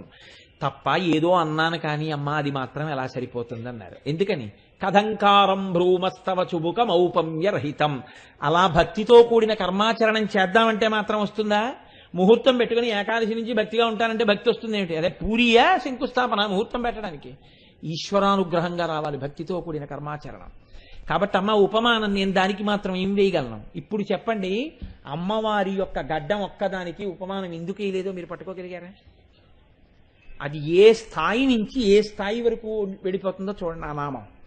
అనాకలిత సాదృశ్య చుబుక శ్రీ విరాజిత. అమ్మా నీ గడ్డానికి ఉపమానం వేయడం కుదరదమ్మా. ఎందుకని అంటే ఒక్కసారి నీ వంక చూసి భక్తితో నిలబడినా మేనకాదేవిలా పొందుతాడు. నీ యందు పరమేశ్వరుణ్ణి చూడడం వచ్చినా ధన్యత పొందుతాడు. అలా చూడడం చేత కావట్లేదు నాకు ఆ అదృష్టాన్ని ఇయ్యని భక్తితో పట్టుకున్నా ఆ అదృష్టాన్ని పొందుతాడు. అసలు ఆ భక్తితో ఉందామన్న భావన కలగడానికి భగవంతుడు ఒకడు ఉన్నాడని తెలుసుకోవడానికి వెళ్ళి కూర్చుని వినేటటువంటి రోజు ఒకటి వస్తే కదా, నమ్మితే కదా ఆ రోజు వచ్చేది. భక్తితో కూడిన కర్మాచరణం ఆ రోజు ఇప్పుడు వస్తుంది. ఆ రోజు మనకు వచ్చుంటే ఇన్ని జన్మలు ఎందుకు వచ్చుండేవి? అంటే ఆవిడ అనుగ్రహం ఏనాడు కలుగుతుందో ఆనాడే నువ్వు ఇది వింటావు. ఆవిడ అనుగ్రహం లేని నాడు ఈ ఒక్క నామం విందామన్నా వినలేడు. ఈ అమ్మవారి అనుగ్రహం ఎవడికి ఉందో వాడు ఎక్కడున్నా ఈ నామం వింటాడు. ఇది ఆ నామానికి ఉన్న గొప్పతనం. ఇది విన్నాడో వాడికి భగవంతుని యొక్క అనుగ్రహం ఉన్నది. కాబట్టి దీనికి ఎలా పోలికి చెప్తారు? చెప్పడం కుదరదు. దాని వాక్కులతో చెప్పడం కుదరదు. ఇది ఈశ్వర అనుగ్రహమునకు నిర్ణయము. కాబట్టి ఇవాళ ఈ సభలో ఇంతమంది ఉండి విన్నారు కాబట్టి ఏమిట దానికి సూచన? వారు ఈశ్వరానుగ్రహమును పొందుతున్నారని గుర్తు. ఈశ్వరుడి చేత వాళ్ళు తీసుకోబడ్డారు. నిలబడడం మీ వంతు. జారిపోతానంటే అదొద్దు అనుకుంటే ఇంకా ఎక్కాలి కదండి. కాబట్టి అనాకలిత సాదృశ్య చుబుక శ్రీ విరాజిత. కాబట్టి నేను ఇవాళ శుక్రవారం మాఘమాసం మొట్టమొదటి రోజు అసుర సంధ్య వేళ కామేశబద్ధ మాంగల్య సూత్ర శోభిత కంధరా ఆ నామం వైపుకి వెళ్ళాలి అని అనుకున్నాను. అందుకని ఈ నామాన్ని ఇక్కడతో పూర్తి చేస్తున్నాను. అలాగని నేను అదేం మింగేసినట్టు కాదు. నేను పరమ విరోధిని అటువంటి ప్రసంగాలకి. లెక్కలు పెట్టుకుని నీ నామాలు పూర్తి చేయాలని చెప్పడం, ఇవాళ ఇంత ఇంత ఏదో సిలబస్ కవర్ చేయాలని ఉపన్యాసాలు చెప్పడం నా జన్మాంతరంలో లేదు. పరవశించడం కోసం చెప్పుకోవడం అంతే, దాని కొరకి. కాబట్టి ఇప్పుడు ఈ నామంలో వశిన్యాది దేవతలు అంటారు కామేశబద్ధ మాంగల్య సూత్ర శోభిత కంధరా. అమ్మవారి యొక్క కంఠం గురించి మాట్లాడుతున్నారు. కేశాది పాదాది పర్యంత మనకు వచ్చేటప్పుడు అమ్మవారి యొక్క ముఖమండలాన్ని పూర్తి చేశారు. పూర్తి చేసి ఇప్పుడు ఈ కంఠం దగ్గరికి వస్తున్నారు. ఈ కంఠం దగ్గరికి వచ్చినప్పుడు మీరు ఒకటి జాగ్రత్తగా పట్టుకోవాలి. కంఠం గురించి మాట్లాడలేదు వశిన్యాది దేవతలు. దేని గురించి మాట్లాడుతున్నారు? కంఠాభరణము గురించి మాట్లాడుతున్నారు. ఇప్పుడు ఈ ఆభరణము కంఠము వేరన్ను అనుకోవచ్చా? అలా అనుకోవడానికి వీల్లేదు. కొన్ని కొన్ని ఆభరణములు ఏవై ఉంటాయంటే ఆ వ్యక్తి యొక్క స్థితికి సూచనలై ఉంటాయి. ఆ వ్యక్తి యొక్క అస్తిత్వమునకు సూచనలై ఉంటాయి. మీకు నేను బాగా చెప్పాలి అంటే నేను మీకు ఒక ఉదాహరణ చెప్పవలసి వచ్చింది అనుకోండి. ఆయన ఉపనయనం అయిపోయింది అని గుర్తు ఏమిటి? చేతికి ఒక ఉంగరం ఉంటుంది. ఉంగరం ఉందనుకోండి, ఆయన ఆచమనం చెయ్యాలి. ఆచమనం చేసేటప్పుడు కుడి చేతికి ఉంగరాలు లేకుండా లేదా ఉంగరం లేకుండా ఆచమనం చేశాడనుకోండి, ప్రతిరోజు నిత్తురు తాగిన వాడి ఖాతా ఫలితం వేస్తారు. ఉంగరం ఉండి ఆచమనం చేయాలి. అందుకే ఉంగరం లేకపోతే దర్భ చుడతారు. దర్భ చుట్టి ఆచమనం చేయిస్తారు. కాబట్టి ఇప్పుడు ఆయన ఆచమనం చేస్తున్నాడు అంటే ఏమిటి? ఆయనకి ఉపనయనం అయిపోయిందని గుర్తు. ఆయనకి యజ్ఞోపవీతం ఉంది. ఆయన బ్రహ్మచారి. ఆయన గాయత్రిని ఉపాసన చేస్తున్నటువంటి వాడు, బ్రహ్మణ్య సిద్ధి కొరకు ప్రయత్నిస్తున్నవాడు అని గుర్తు. ఇప్పుడు పొరపాట్న కాని ఇంకొకలా కాని ఆ యజ్ఞోపవీతం జీర్ణమై కనపడింది. పెద్దలైన వారు అంగీకరించారు. పిలిచి చాలా నింద చేస్తారు. బుద్ధుందా లేదా? అన్నం తింటున్నావా, గడ్డి తింటున్నావా? యజ్ఞోపవీతం సరిగ్గా ఉంచుకోవాలని నీకు తెలియదురా అని అడుగుతారు. నాకు ఒక విషయం తెలుసండి. నేను ఒకసారి ఒక చోటుకి వెళ్ళాను. వెళితే అసుర సంధ్య వేళ అయింది. అయితే అందరూ సంధ్యావందనం చేసుకోవడానికి వెళ్ళారు. ఒక 4-5 అక్కడే కూర్చున్నారు. అందరూ వెళ్ళిపోయిన తర్వాత ఆ స్థానమునకు సంబంధించినటువంటి పెద్ద ఆయన వాళ్ళకి కబురు చేశారు లోపలికి రమ్మని. మీరు ఎందుకు ఇక్కడ కూర్చున్నారని అడిగారు. అంటే వాళ్ళందరూ లోపలికి వెళ్ళారని వాళ్ళు వస్తారని కూర్చున్నాం అన్నారు. వాళ్ళందరూ ఎందుకు వెళ్ళారు లోపలికని అడిగారు. సంధ్యావందనం చేసుకోవడానికి వెళ్ళారండి అన్నారు. మరి మీరు ఎందుకు వెళ్ళలేదని అడిగారు. మాకు రాదండి అన్నారు. ఆయన అన్నారు మీరు వెళ్ళిపోండి అన్నారు. మీరు వెళ్ళిపోండి, మీరు ఇక్కడికి రావక్కర్లేదు, మీరు వెళ్ళిపోయి సంధ్యావందనం నేర్చుకోండి. ముందు నేర్చుకుని మీకు సంధ్యావందనం వచ్చిన తర్వాత ఇక్కడికి రండి. అదే రాని వాళ్ళకి ఇక్కడ స్థానం లేదు. మీకేం అర్థం కాదు, మీరు భ్రష్టులు. కాబట్టి నేను మళ్ళీ బయటకు వచ్చేటప్పటికి మీరు ఉండకూడదు, మీ పెట్లు తీసుకుని వెళ్ళిపోండి అన్నారు. అంటే అసలు అస్తిత్వము ఉండడానికి, నిలబడడానికి, నువ్వనిపించుకున్న గౌరవానికి అది హేతు. అప్పుడు అది నీ మొత్తం గౌరవానికి అది సూచన కూర్చుంటే ఇంకిప్పుడు నీ గురించి చెప్పడం ఎందుకు, దాని గురించి చెప్తే సరిపోతుంది. నిన్ను గౌరవించారు, అక్కడ ఉండనిచ్చారు అంటే అది దానివల్ల గౌరవం వచ్చిందని గుర్తు. అలా అమ్మవారి కంఠం గురించి చెప్తే కంఠం కన్నా గొప్పదిగా ఇప్పుడు కంఠము యొక్క గొప్పతనాన్ని అంతటినీ దేంతో ముడిపెట్టి చెప్తున్నారు? ఏ 3 ముళ్లతో ఉన్నదాన్ని చెప్తున్నారో అదే ఆ కంఠానికి గొప్ప అని చెప్తున్నారు. ఆ కంఠము అది అభేదమే. ఆ మాటకు వస్తే అది ఆవిడ యొక్క జీవము, అది ఆవిడ ప్రాణము. అందుకే మనకి పూర్వకాలంలో అది ఉంచుకునే అర్హతని కోల్పోగానే వాళ్ళ శరీరం కూడా వదిలేస్తుండేవారు. భారతదేశంలో కొన్ని చోట్ల అటువంటి ఆచారం ఉంటూ ఉండేది. కాబట్టి ఇప్పుడు అమ్మవారి గురించి చెప్తే కామేశబద్ధ మంగళ్య సూత్ర శోభిత కంధర, మహాకామేశ్వరుడి చేత కట్టబడినటువంటి మంగళసూత్రము కంఠమునందు ప్రకాశిస్తున్నటువంటి తల్లి. ఇప్పుడు ఈ మంగళసూత్రము అందరూ కట్టించుకుంటారు లోకంలో.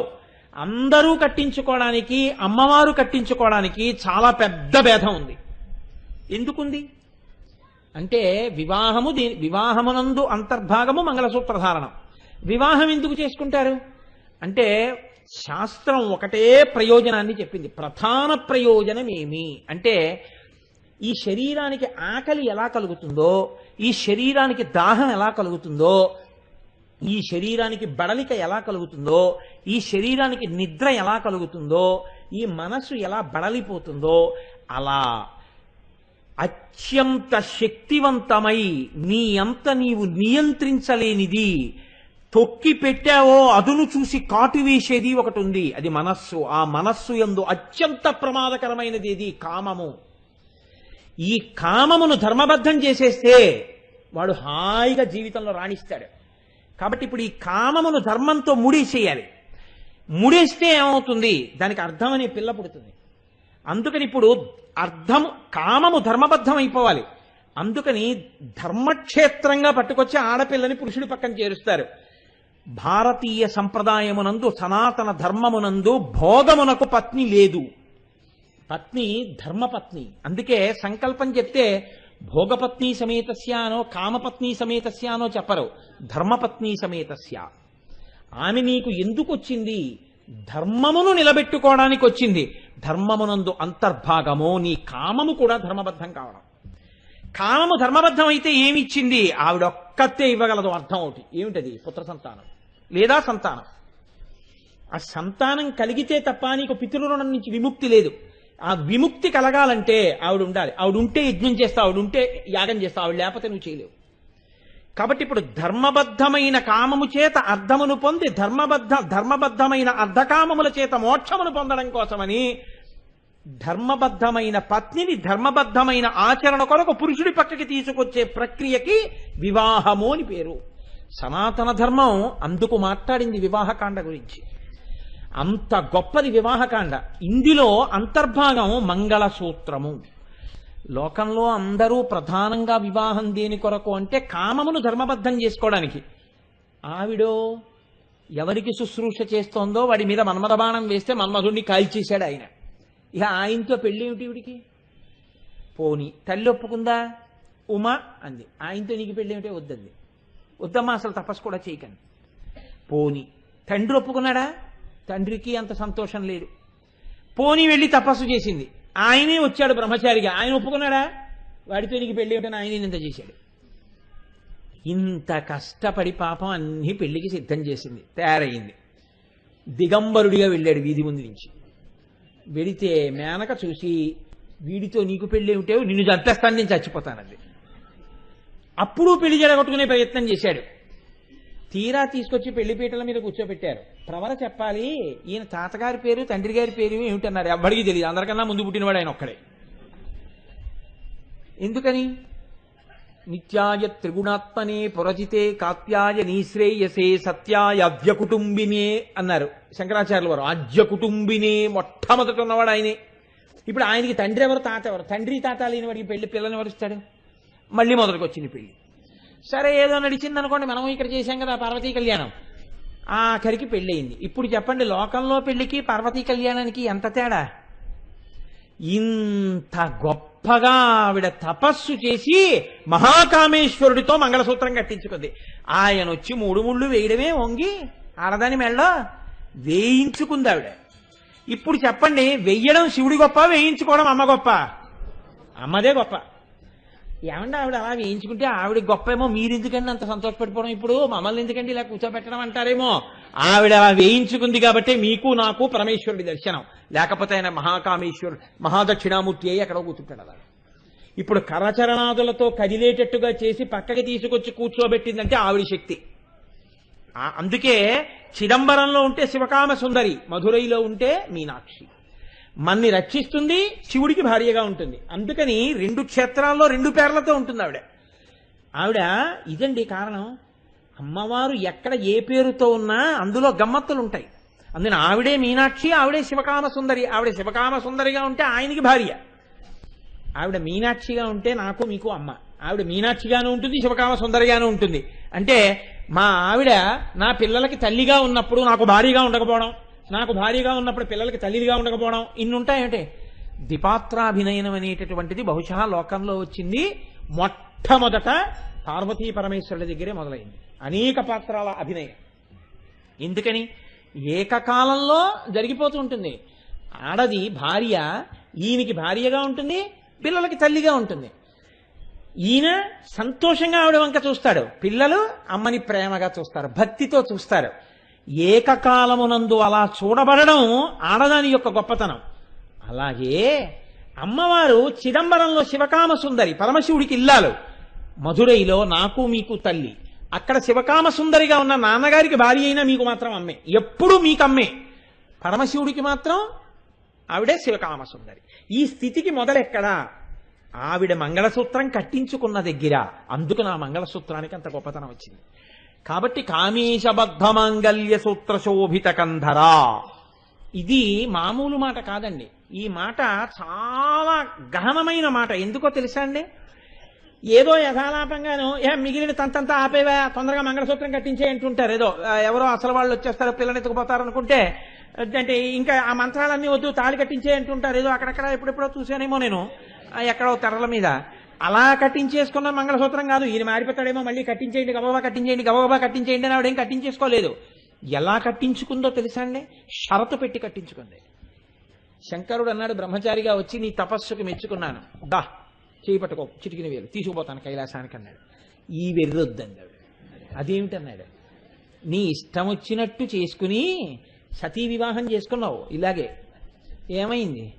నేను శరీరం వదిలిపెట్టవలసి వచ్చింది. అలా వద్దు, వైదిక ధర్మం ప్రకారం చేసుకో. ఇప్పుడండి నీ ఊపిరి వేదం కదా, ఆ వేద ప్రమాణాన్ని ఎలా చెప్పిందో అలాగే నువ్వు నన్ను వివాహం చేసుకోండి అంటే. ఇప్పుడు సంప్రదాయం అంతా నడుస్తుంటుంది.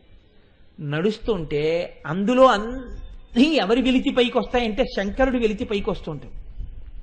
ఎందుకు వస్తుంది మీరు ఆలోచించండి. నేను అన్నానని కాదు, ఈవిడికే ఉందండి. వెనక బోలెడంతమంది ఉన్నారు. ఆయన వెనకాతలు ఎవరు ఉంటారు? ప్రమదగణాలు అందరూ ఉంటారు. ఆయన వెనక అందరూ ఉంటారు. ఆ మాటకు వస్తే లోకం అంతా ఆయన వెనకాతలే ఉంటుంది. కానీ ఓ ప్రమర చెప్పాలి, ఎవరికి తెలుసు? అత్తవారింటికి పంపాలి, ఎవరున్నారు కైలాసంలో? ఆయన వెనకాతల తల్లి, తండ్రి, అక్క, చెల్లెలా, ఆడబడుచా, నీరాజనం ఇవ్వడానికి, హారతి ఇవ్వడానికి, లోపల తీసుకెళ్ళడానికి ఎవరున్నారంటారు? ఇక్కడైతే బోల్డ్ మంది ఉన్నారు. ఇప్పుడు ఈవిడ బలం పైకొస్తోంది, ఆయన బలహీనత పైకొస్తోంది. బలహీనత అంటే అవన్నీ బలాలే, బలహీనతలని మీరు అనుకోకండి.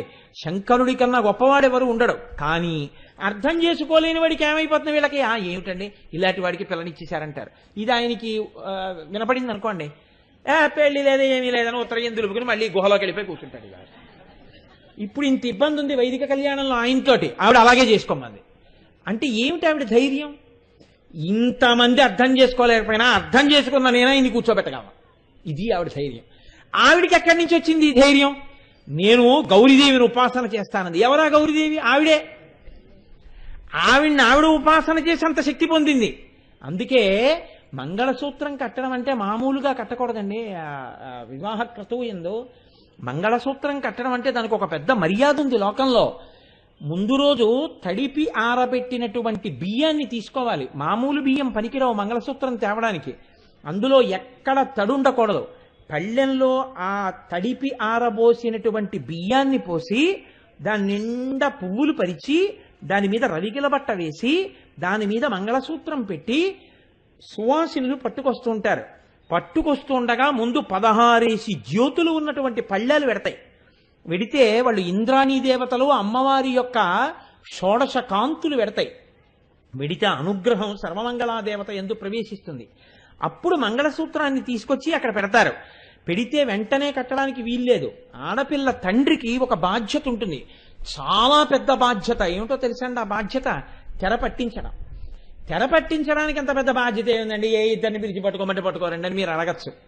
అది కాదు తెర పట్టించడం అంటే. తెర పట్టించడం అంటే తెర అన్నది పెళ్లి కుమార్తె యొక్క తల్లిదండ్రులు తీసుకునేటటువంటి ప్రత్యేకమైన శ్రద్ధ.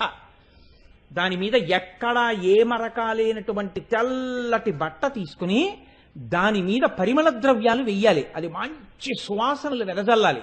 దాని మీద శ్రీకారము కానీ స్వస్తిక్ మార్క్ కానీ ఈ 2 తప్ప ఇంకా ఏది ఉండకూడదు. నేను పెళ్లికి వెళ్ళాను. పెళ్లికెడితే ఆ మధ్యలో తెరబట్టారు.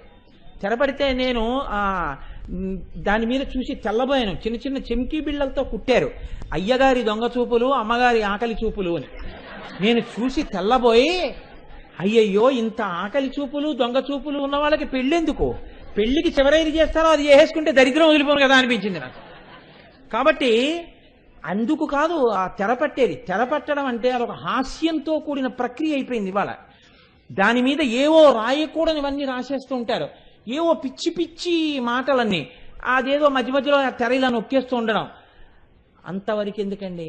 అసలు ఆ తెర పట్టడం అన్నది ఎంత గొప్పదో తెలిస్తే కన్యాదాత తాను పుట్టినటువంటి సంప్రదాయాన్ని అనుసరించిన వాడై యజ్ఞోపవీతం ఉన్నవాడైతే పైన చొక్కా బనీను విప్పి ఉత్తరీయం వేసుకుని కూర్చోవాలి. ఒళ్ళు కొవ్వి యజ్ఞోపవీతాలు ఉన్న వాళ్లే బనీని ఇప్పట్లేదు, ఉత్తరీయాలు ఇప్పట్లేదు, లాల్చీలు వేసుకుని కన్యాదానాలు చేస్తున్నారు. నేను గర్వపడతాను ఆ విషయంలో. అలా అవసరం లేకపోయినా నా మిత్రుడు రామకృష్ణారావు చొక్కా బనీను లేకుండా ఉత్తరీయం వేసుకుని కన్యాదానం చేశాడు ఇదే దేవాలయంలో. కోటేశ్వరరావు అంటే వంట పట్టినవాడు ఆయన. ఆయన శిష్యుడు. ఊరికే గురువుగారు మీ కాళ్ళు దొరికే, గురువుగారు మీ కాళ్ళు దొరికే అని దండాలు పెట్టిన వాళ్ళందరూ శిష్యులని నేను అనుకుంటున్నారేమో. అలా నేనేమనుకోను. నాకు తెలిసి ఎవరు శిష్యులు, ఎవడు ఆచరించాడో వాడు శిష్యుడు. అందుకే రామకృష్ణారావు అంటే నాకు ప్రాణం. కారణం ఏంటంటే తక్కువ నా దగ్గర ఉన్నట్టుంటాడు, తక్కువ మాట్లాడతాడు, అంతా నేను చెప్పిందే చేస్తాడు. ఎక్కడున్నా నేను చెప్పిందే చేస్తూ ఉంటాడు. నేను చెప్పనిది ఏది చేయడు. అలా చెయ్యాలా అని అనుమానం వస్తే నన్ను అడుగుతాడు వచ్చి. ఆయనే శిష్యుడు. రండి పెట్టేస్తున్నాను టైం అయిపోతుంది ఆఫీస్కి అంటుంటే మీకెందుకు నేను వడ్డించేశాను రండి అని 10 మాటలని. 10 అయిపోయింది, 10:30 అయిపోయింది, 11 అయిపోయింది. ఆవిడ డబ్బాలు సర్దుకుంటోంది అనుకోండి. మీరు నువ్వేం పలహారం పెట్టక్కర్లేదు, నేను బయలుదేరిపోతున్నాను వెళ్ళిపోతారు. ఎందుకు వెళ్ళిపోతారు అంటే రండి రండి రండి అని గౌరవంగా పిలిచి మీరు పెట్టకపోతే, చేయవలసింది చేయకపోతే ఆగ్రహానికి గురవుతున్నారా లేదా? ఖచ్చితంగా గురైపోతారు. మీరు ఈ మంత్రంతో ఆ ముగ్గురిని పిలిచి 3 ఇయ్యి అని అడిగినప్పుడు శాస్త్రం ఏం చెప్పిందంటే కనుబొమల మధ్య ప్రదేశాన్ని చూస్తూ నీ మనసులో ఇష్టదైవాన్ని తలుచుకో అని చెప్పింది. ఇది మానేసి వీడియో వైపు తిప్పిన బుర్ర నీ జీవితాన్ని రక్షిస్తుందా? నేను ఒక్క మాట చెప్తాను, నన్ను మన్నించండి. పిల్లలంత మంచి వాళ్ళు లోకంలో ఎవ్వరూ లేరు. నేను ఈ సభలో పెద్దవాళ్ళని పక్కకి పంపించేసి పిల్లలందరినీ కూర్చోబెట్టి నేను ఈ మాట చెప్తే, నేను యథార్థం చెప్తున్నాను. ఏ తల్లి అయినా ఏ తండ్రి అయినా వీడియో వంక చూడంటే మాకు జీవితం కావాలి, మేము చూడం, మేము భూమధ్య స్థానాలు చూసుకుంటా అంటారు. గడ్డి తింటున్న వాళ్ళందరూ పెద్దవాళ్ళే. నన్ను క్షమించండి, మీరు ఏమనుకున్నా నాకేం భయం లేదు. పంచకట్టుకున్న కోటేశ్వరరావు ఎవరికి వెరవడు, శాస్త్రానికి తప్ప. నేను ఎన్నో పెళ్లిళ్లలో చూశా, పెళ్లి కొడుకు పెళ్లి కూతురు ఇలా కూర్చోకూడదేమో అని అంటే, కూర్చోండ్రా పెద్దవాళ్ళం అయిపోయాం, ఇంకా ఏమిటి మా ముచ్చట ఇప్పుడు తీరుతుంది, ఇలా చూడాలనే కదా బతికున్నాం అంటారు. ఏమీ తెలియదు, పచ్చి అజ్ఞానం. కానీ మాకన్నీ తెలుసనేటటువంటి ఒక అహంకారంతో మాకిది ఆనవాయితీ లేదంటుంటారు. ఆనవాయితీ ఏమిటి? ఆనవాయితీ ఏమిటండి? ఆనవాయితీ అన్న మాట ఒకటి ఉంటుందా? వేద ప్రమాణాన్ని పక్కన పెట్టేసి పెద్దరికం ఇచ్చారు కదా అని పేను పెత్తనం చేసి జుత్తు తెగ కొరికినట్టు అక్కర్లేని మాటలన్నీ బోధ చేస్తుంటారు. ఇవాళ పెళ్లిళ్లలో ఏమైపోతుందంటే, మగపెళ్లి వారి వైపు ఒకవేళ ఆయనకి కోరికున్నా ఆడపిల్ల వైపు ఉన్నవాడు వినడు. ఆడపిల్ల వైపు ఆడపిల్లన కన్నా తండ్రికి కోరికున్నా అలా కన్యాదానం చేద్దామని మగపిల్లాన్ని కన్నా తండ్రి వింటాం. ఒకవేళ వీళ్ళిద్దరూ మంచివాళ్ళై అవగాహన ఉండి విన్నా ఆ పైన ఉండే ఘటాలు గ్రహాలు వినవు. కాబట్టి ఎప్పుడు జరుగుతాయి వైదికమైన వివాహాలు? వినాలంటే అందరి యందు పూనికి రావాలి, పిల్లల దగ్గర నుంచి పెద్దవాళ్ల వరకు రావాలి. ఉత్తినే మంత్రం రాలేదు, ఉత్తినే అటువంటి ప్రయోజనం రాలేదు. రేపు పిల్లలు పుట్టకపోయిన తర్వాత గుళ్ళ చుట్టూ గోపురాల చుట్టూ తిరగమని ఎవడు చెప్పాడు నీకు? మొట్టమొదటి సుముహూర్త సమయంలోనే భూమధ్యస్థానాన్ని చూస్తే పోయేది కదా. అప్పుడు చూడకుండా దిక్కుమాలిన వీడియో కోసం మెడతిప్పుతాడు. ఆ తర్వాత సమస్తమైన గుళ్ళ చుట్టూ తిరుగుతాడు, ఉపవాసాలు చేస్తాడు. ఎవడబడమన్నాడు దీన్ని? ఈ క్లీశం ఎన్నో చోట్ల చూశానండి నేను. నాకు అందుకే ప్రపంచంలో ఇవాళ నాకు అత్యంత కష్టమైన పనేది అంటే పెళ్లికి రెండంటేనే నాకు బాధ. ఎందుకని అంటే ఈ అమర్యాద చూడ్డానికి బాధగా ఉంటుంది. అయ్యయ్యో ఎంత అమర్యాదగా ప్రవర్తిస్తున్నారా అని. ఆయన అడుగుతాడండి, అదేంటి జీలకర్ర బెల్లం పెట్టేసిన తర్వాత, నేను ఆడపిల్లని చూశానయ్యా, ఇలా భూమధ్యస్థానాన్ని చూశాను, నేను చూసినదే సుముహూర్తమగుగాక, మీరందరి మాట అనండి అని అడుగుతాడు. అందుకే కన్యా నిరీక్షణ ముహూర్తస్సు ముహూర్తోస్తు ఇది గృహంతో అంటాడు. అంటే అయ్యా మీరందరూ అనండి, ఇది సుముహూర్తమైంది అని అనండి అంటాడు. అంటే వీళ్ళు ఏమనాలి? అన్నం తినడానికి పశువులు వచ్చినట్టు రాలేదు పెళ్లికి. పెట్టిన వాడికి నిజాయితీ ఉంటే, వెళ్ళిన వాళ్ళకి ఆ సంస్కారం ఉంటే, వీళ్ళు చేతిలో అక్షతలు పట్టుకుని చెప్పులు విప్పి వేదిక మీదకి వెళ్ళాలి. వెళ్ళి వీళ్ళందరూ నోటితో వీళ్ళు మాట అనాలి, కన్యా నిరీక్షణ ముహూర్తస్సు ముహూర్తోస్తో అని. అంటే నువ్వు ఈ పిల్లని చూసినటువంటి ముహూర్తము సుముహూర్తమగుచున్నది అంటూ అక్షతలు వెయ్యాలి. అబ్బే మాకు అదేం గుర్తుండవండి అన్నారు అనుకోండి, కనీసం ఈశ్వర వీళ్ళిద్దరూ కోరుకున్నట్టుగా ఇటు పుట్టినిల్లు అటు ఆయన ఆయుర్దాయం, ఆ పిల్ల చక్కగా పిల్లల తల్లై ఇద్దరు సంతోషంగా ఉండేటట్టుగా భగవంతుడా అనుగ్రహించు అని అక్షత వెయ్యాలి. అలా ఆశీర్వచనం చెయ్యాలంటే నీ కాళ్ళకి చెప్పులు ఉండకూడదు. వేదికల మీద పూర్ ఫెలో ఒక్క పురోహితుడు తప్ప అందరికీ బూట్లు చెప్పులే. కొన్ని చూస్తే ఆశ్చర్యంగా ఉంటుందండి. ఆ పిల్ల జీవితం దేని మీద ఆధారపడిందంటే ఆమె సుఖశాంతులు కట్టబోయే మంగళసూత్రం మీద ఆధారపడింది.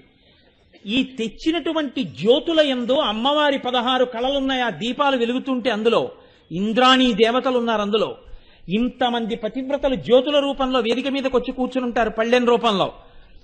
ఇంతమంది అక్కడ ఉంటే కొబ్బరి బొండం మీద మంగళసూత్రం పెట్టుంటుంది. మంగళగౌరీ దేవతకి పూజ అవుతుంది షోడశోపచారాలతో. మేము ఆడబడుచులమని, మేము ఇంకొక హోదాలని కుర్చీలేసి కూర్చుంటారు వేదిక మీద. కుర్చీలో కూర్చోలేకపోతే నీకు మోకాళ్ళ నిప్పులైతే కింద కూర్చో. అక్కడ ఇంద్రాణీ దేవతలు 16 కళలు ఉంటే, అక్కడ ఇంతమంది మంగళగౌరీ దేవత ఉంటే నువ్వు కుర్చీలో కూర్చుని చెప్పులు ఆడించడానికా? నీ మెళ్ళలోనూ మంగళసూత్రం ఉందే, నువ్వు లేచి కళ్ళకద్దుకుంటున్నావే, అదా నువ్వు వైదికమైనటువంటి వివాహం నందు ప్రవర్తించవలసిన మర్యాద? ఏం తెలుసునని చెప్పులేసి ఎక్కి కూర్చుంటున్నావు? ఇంకా దారుణం ఇవాల్టి రోజున ఏమైపోయిందంటే, అక్కడ మంగళసూత్రం కడుతుంటే, అక్కడ జీలకర్ర బెల్లం పెడుతుంటే, ఏమీ తెలియనటువంటి పిల్లలు వాడితో కలిసి చదువుకున్న వాళ్ళు సెల్ ఫోన్లతో కెమెరాలు పట్టుకుని రే ఇటు చూడు ఇటు చూడు ఇటు చూడు అని. వాళ్ళ జీవితం అండి అది వాళ్ళ జీవితం. వాళ్ళ భద్రత అంతా అందులో ఉంది, వాళ్ళ కష్ట సుఖాలన్నీ అందులో ఉన్నాయి, వాళ్ళ సంతోషం అంతా అక్కడ ఉంది. అటు చూడనివ్వరు, వాళ్ళు ఇలాగే ఉంటారు. ఇలా పెట్టి ఫోటోలన్నీ ఇలాగే ఉంటాయి. You must be ashamed for it. నువ్వు సిగ్గుపడాలా ఫోటోలు చూసి, నువ్వు సిగ్గుపడాలా వీడియో చూసుకుని. అందుకా నీకు మంత్రం, అందుకా నీకు వివాహం, ఇందుకా సనాతన ధర్మం, ఇందుకా దేవతల్ని నువ్వు ఆహ్వానం చేయడం, ఇందుకా నీకు శుభలేఖ, ఇందుకా నువ్వు పెద్దల్ని పిలిచింది, ఇందుకా నువ్వు అక్షతలేమని అడిగేది. మర్యాద పాటించడం నేర్చుకోవాలి. ఇది పాటించడం నేర్చుకోని నాడు ఈ నామం చెప్పుకోవడం అనవసరం. మంగళసూత్రం తర్వాత కడతాడు. ఇప్పుడు ఇంత జాగ్రత్తగా పళ్ళెంలో బియ్యంలో పెట్టి తెచ్చినటువంటి మంగళసూత్రంలోకి 2 సూత్రములు తీసుకొస్తారు. శతమానాలంటారు. శతమానాలంటే ఇద్దరు 100 ఏళ్లు బతకాలన్న కోరిక. అందుకే శతమానం అన్న పేరెందుకు వచ్చిందంటే 100 నిష్కముల బంగారంతో చేయమని చెప్పారు దాన్ని. 100 నిష్కములు. అక్కడ మళ్ళీ ఏమంటారు తెలుసా అండి, మాకు ఆనవాయితీ ఇంతే మంగళసూత్రం. ఎందుకంటే ఇంకో రవ్వ డబ్బు ఖర్చు పెట్టాల్సి వస్తుందేమో అని బెంగ.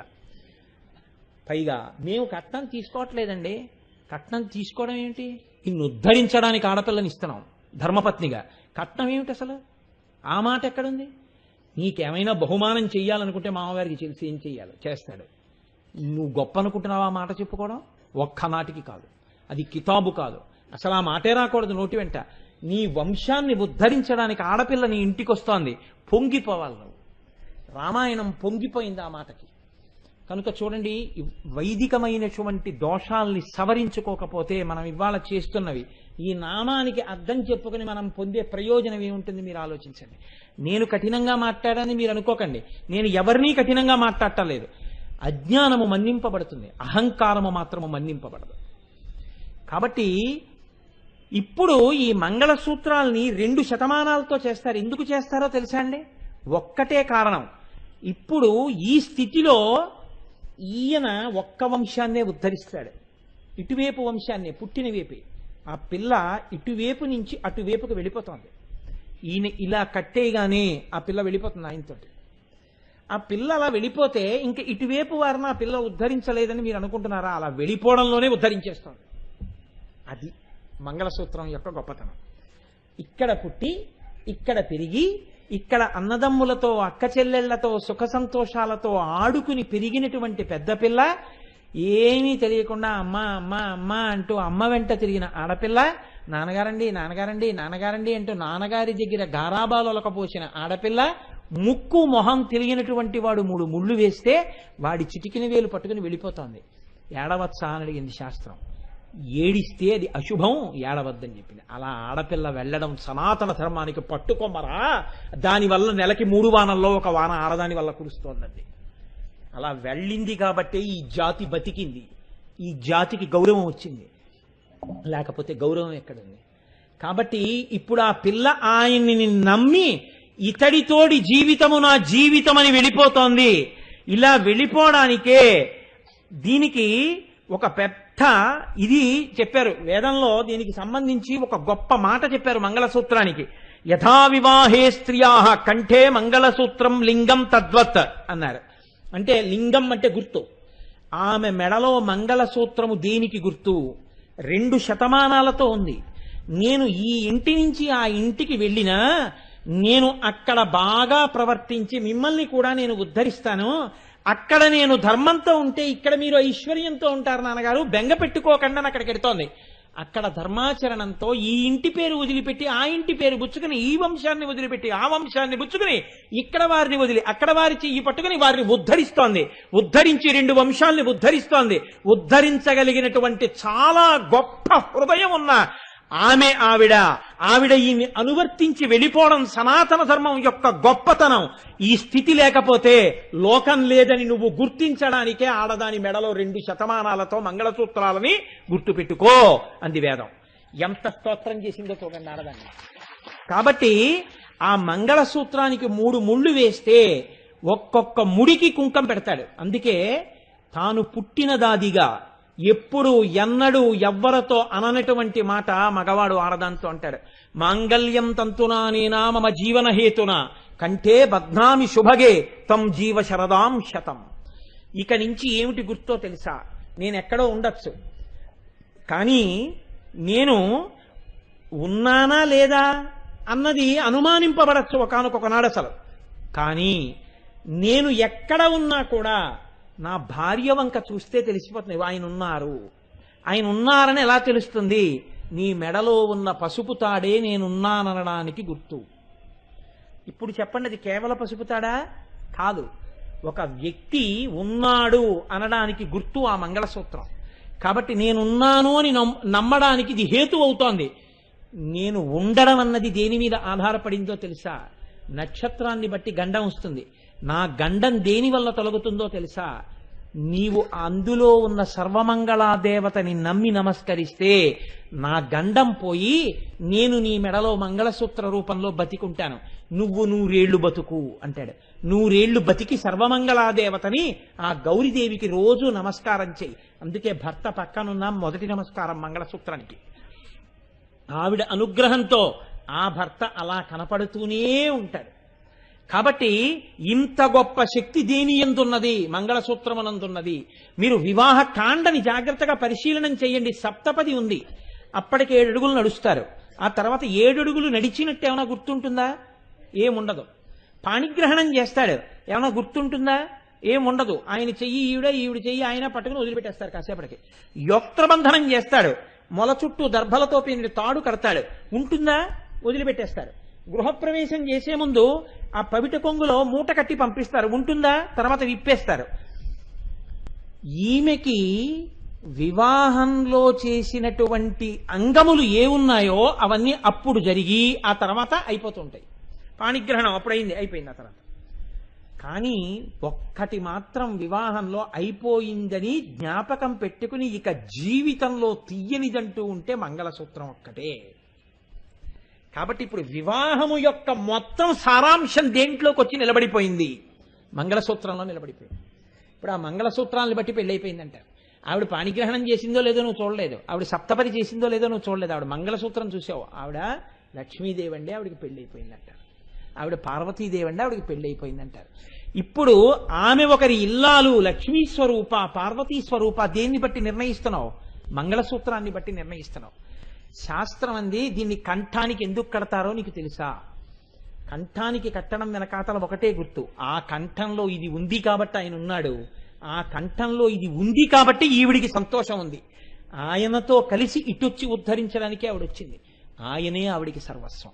ఇప్పుడు అదే లేనినాడు ఇన్ని ఉన్నా ఒకటే, లేకపోయినా ఒకటే. కాబట్టి అన్నీ ఆవిడకుండడం, అన్నీ ఆయనకుండడం ఇదే. అందుకని ఇది కంఠంలో వేస్తారు. కంఠంలోనే ఎందుకు వెయ్యాలి అంటే 2 కారణాలు చెప్పారు పెద్దలు. కంఠమునందు వేసినటువంటి మంగళసూత్రం గుండెల దగ్గర తగులుతూ ఉంటుంది. హృదయస్థానమునందు ఈశ్వరుడు యొక్క పాదద్వంద్వం ఉంటుంది. ఇక్కడే కూర్చుని ఉంటాడు. నివార సూకవత్తన్వీ పీతాభాస్వత్యనూపమ. ఆ మంగళగౌరీదేవి అందుకే పుస్తెలు తీసుకెళ్లి సువాసుల మెళ్లల్లో పెట్టిస్తారు. ఒకసారి ఏ తల్లి ఆ సర్వమంగళా దేవతని ఆరాధన చేస్తోందో ఆ శక్తి మంగళసూత్రంలోకి రావాలని ఇప్పుడు అది రోజు గుండెల మీద తగులుతూ ఉంటుంది. రోజు పార్వతీ పరమేశ్వరుల పాద ద్వంద్వమునకు తగులుతూ ఉంటుంది. తగులుతుంటే అయ్యో ఈవిడ తన సౌభాగ్యాన్నంతటినీ తీసుకొచ్చి మన పాదాల దగ్గర పెట్టి నమ్ముకుంది. అమ్మా నీ పాదాల దగ్గర పెట్టుకున్నానమ్మా శతమానాల్ని, నేను 100 ఏళ్లు బతకడం కాదమ్మా, ఆయనతో కలిసి 100 ఏళ్లు బతకడం కోరుతున్నాను. దీన్ని నేను ఎవరి వల్ల కలుగుతుందని నమ్ముతున్నానో తెలుసా? నీ పాదాలు నమ్మానమ్మా. ఇది చెప్పడానికే ఆ శతమానాలు ఇక్కడ తగిలేటట్టుగా వేసుకుంటుంది ఆడది. ఏమి ఔదార్యం రా, నీ బతుకు ఆవిడ మెడలో ఉన్న మంగళసూత్రంలో ఉంది రా అది శాస్త్రం. అందుకని మంగళసూత్రం కంఠానికి ఆభరణంగా కడతారు. ఇది పతివ్రతా చిహ్నం, సుమంగళీ చిహ్నం, ఆడదాని ఔదార్యానికి చిహ్నం, సనాతన ధర్మము యొక్క గొప్పతనానికి చిహ్నం.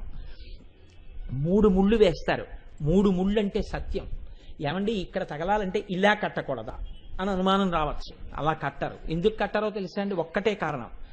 ఈ పైన తల ఉంటుంది, ఈ కింద శరీరం ఉంటుంది. ఈ పైన ఉండేటటువంటి తల ఆదేశములను ఇస్తుంది. ఈ ఆదేశములు వెన్నుపాము నుంచి పెడతాయి. వెన్నుపాము నుంచి నాడీమండలం అంతా ప్రసరణ ఉంటుంది. ఈ నాడీమండలం తలకాయ చేసినటువంటి నిర్ణయాలను రిసీవ్ చేసుకుంటుంది.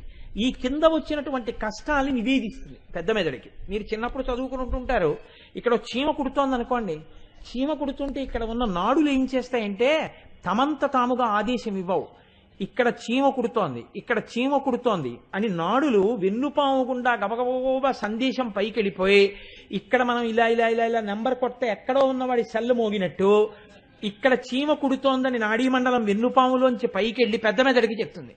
పెద్ద మెదడు అంటుంది అక్కడ చీమ కుడుతుంటే కుడి చేతిని వెళ్ళి అక్కడ ఒక్కసారి ఇలా అనమను, ఆ చీమ చచ్చిపోతుంది అంటుంది. ఇప్పుడు ఈ సందేశం వెన్నుపాములోంచి కుడి చేతిలోకి వస్తుంది. ఈ కుడి చేయి కదిలి వెళ్ళి ఇక్కడ ఇలా అంటుంది, మంట తగ్గిపోయినది. ఇప్పుడు చెయ్యి అలా అంటూ ఉండడం వల్ల మంట పుడుతోంది, మళ్ళీ సందేశం పెడుతుంది. అయితే కుడి చేతిని వెనక్కి వెళ్ళిపోమను, చెయ్యి వెనక్కి వెళ్ళిపోతుంది. ఇప్పుడు ఈ ఒక్కొక్కసారి ఏమవుతుందంటే పెద్ద మెదడు పడుకుంటుంది. నిద్రపోవడం అంటే పెద్ద మెదడు పడుకోవడమే కదండి. పెద్ద మెదడు పడుకుంటే అప్పుడు వెన్నుపాము రిఫ్లక్స్ యాక్షన్ అంటారు, అంటే అసంకల్పిత ప్రతీకార చర్య అలవాటు అయిపోయి అది చేసేస్తుంది. ఎలా చేసేస్తుంది అంటే చీమ కుడుతోంది అనుకోండి, నిద్దట్లో చీమ కుడుతోందని పెద్ద మెదడికి వెళ్ళదు, పడుకుంటుంది. కానీ ఈ చెయ్యి వెళ్ళి ఇలా కొట్టేస్తుంది, కొట్టేసి ఇలా గోకేస్తుంది, ఆ చీమ చచ్చిపోతుంది. అంటే ఇంతకు ముందు పెద్ద మెదడు ఏం చెప్పడం అలవాటు చేసిందో అలాంటి పనులే చేస్తుంది. ఇంతకు ముందు పెద్ద మెదడు చెప్పింది కాదనుకోండి, ఆ సమస్యకి సమాధానం లేపేస్తుంది పెద్ద మెదడిని. ఇదేదో సమస్య వచ్చింది లే ఏమన్నా చెప్పి ఏం చేయాలంటే లేస్తాడు నిద్దట్లో. పెద్ద మెదడు లేవడమే లేవడం.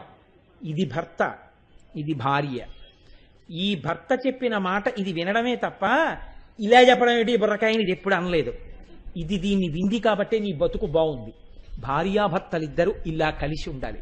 ఇలా కలిసి ఉండడానికి ఇక్కడ ఆదేశాలు ఇందులోకి, ఇందులో బాధలు ఇందులోకి చేరి ఈ రెండు దేని వల్ల సమన్వయం అవుతున్నాయంటే దీనివల్ల. ఇందులోంచి సందేశాలు పైకెడుతున్నాయి, కిందకు వస్తున్నాయి. వస్తుంటే ఇది ప్రధానంగా ఉంది. దీంట్లోంచే కష్టాలు, సుఖాలు, సంతోషాలు వాక్కులుగా వచ్చి ఆనందంగా జీవనరథం వెళ్ళిపోతోంది.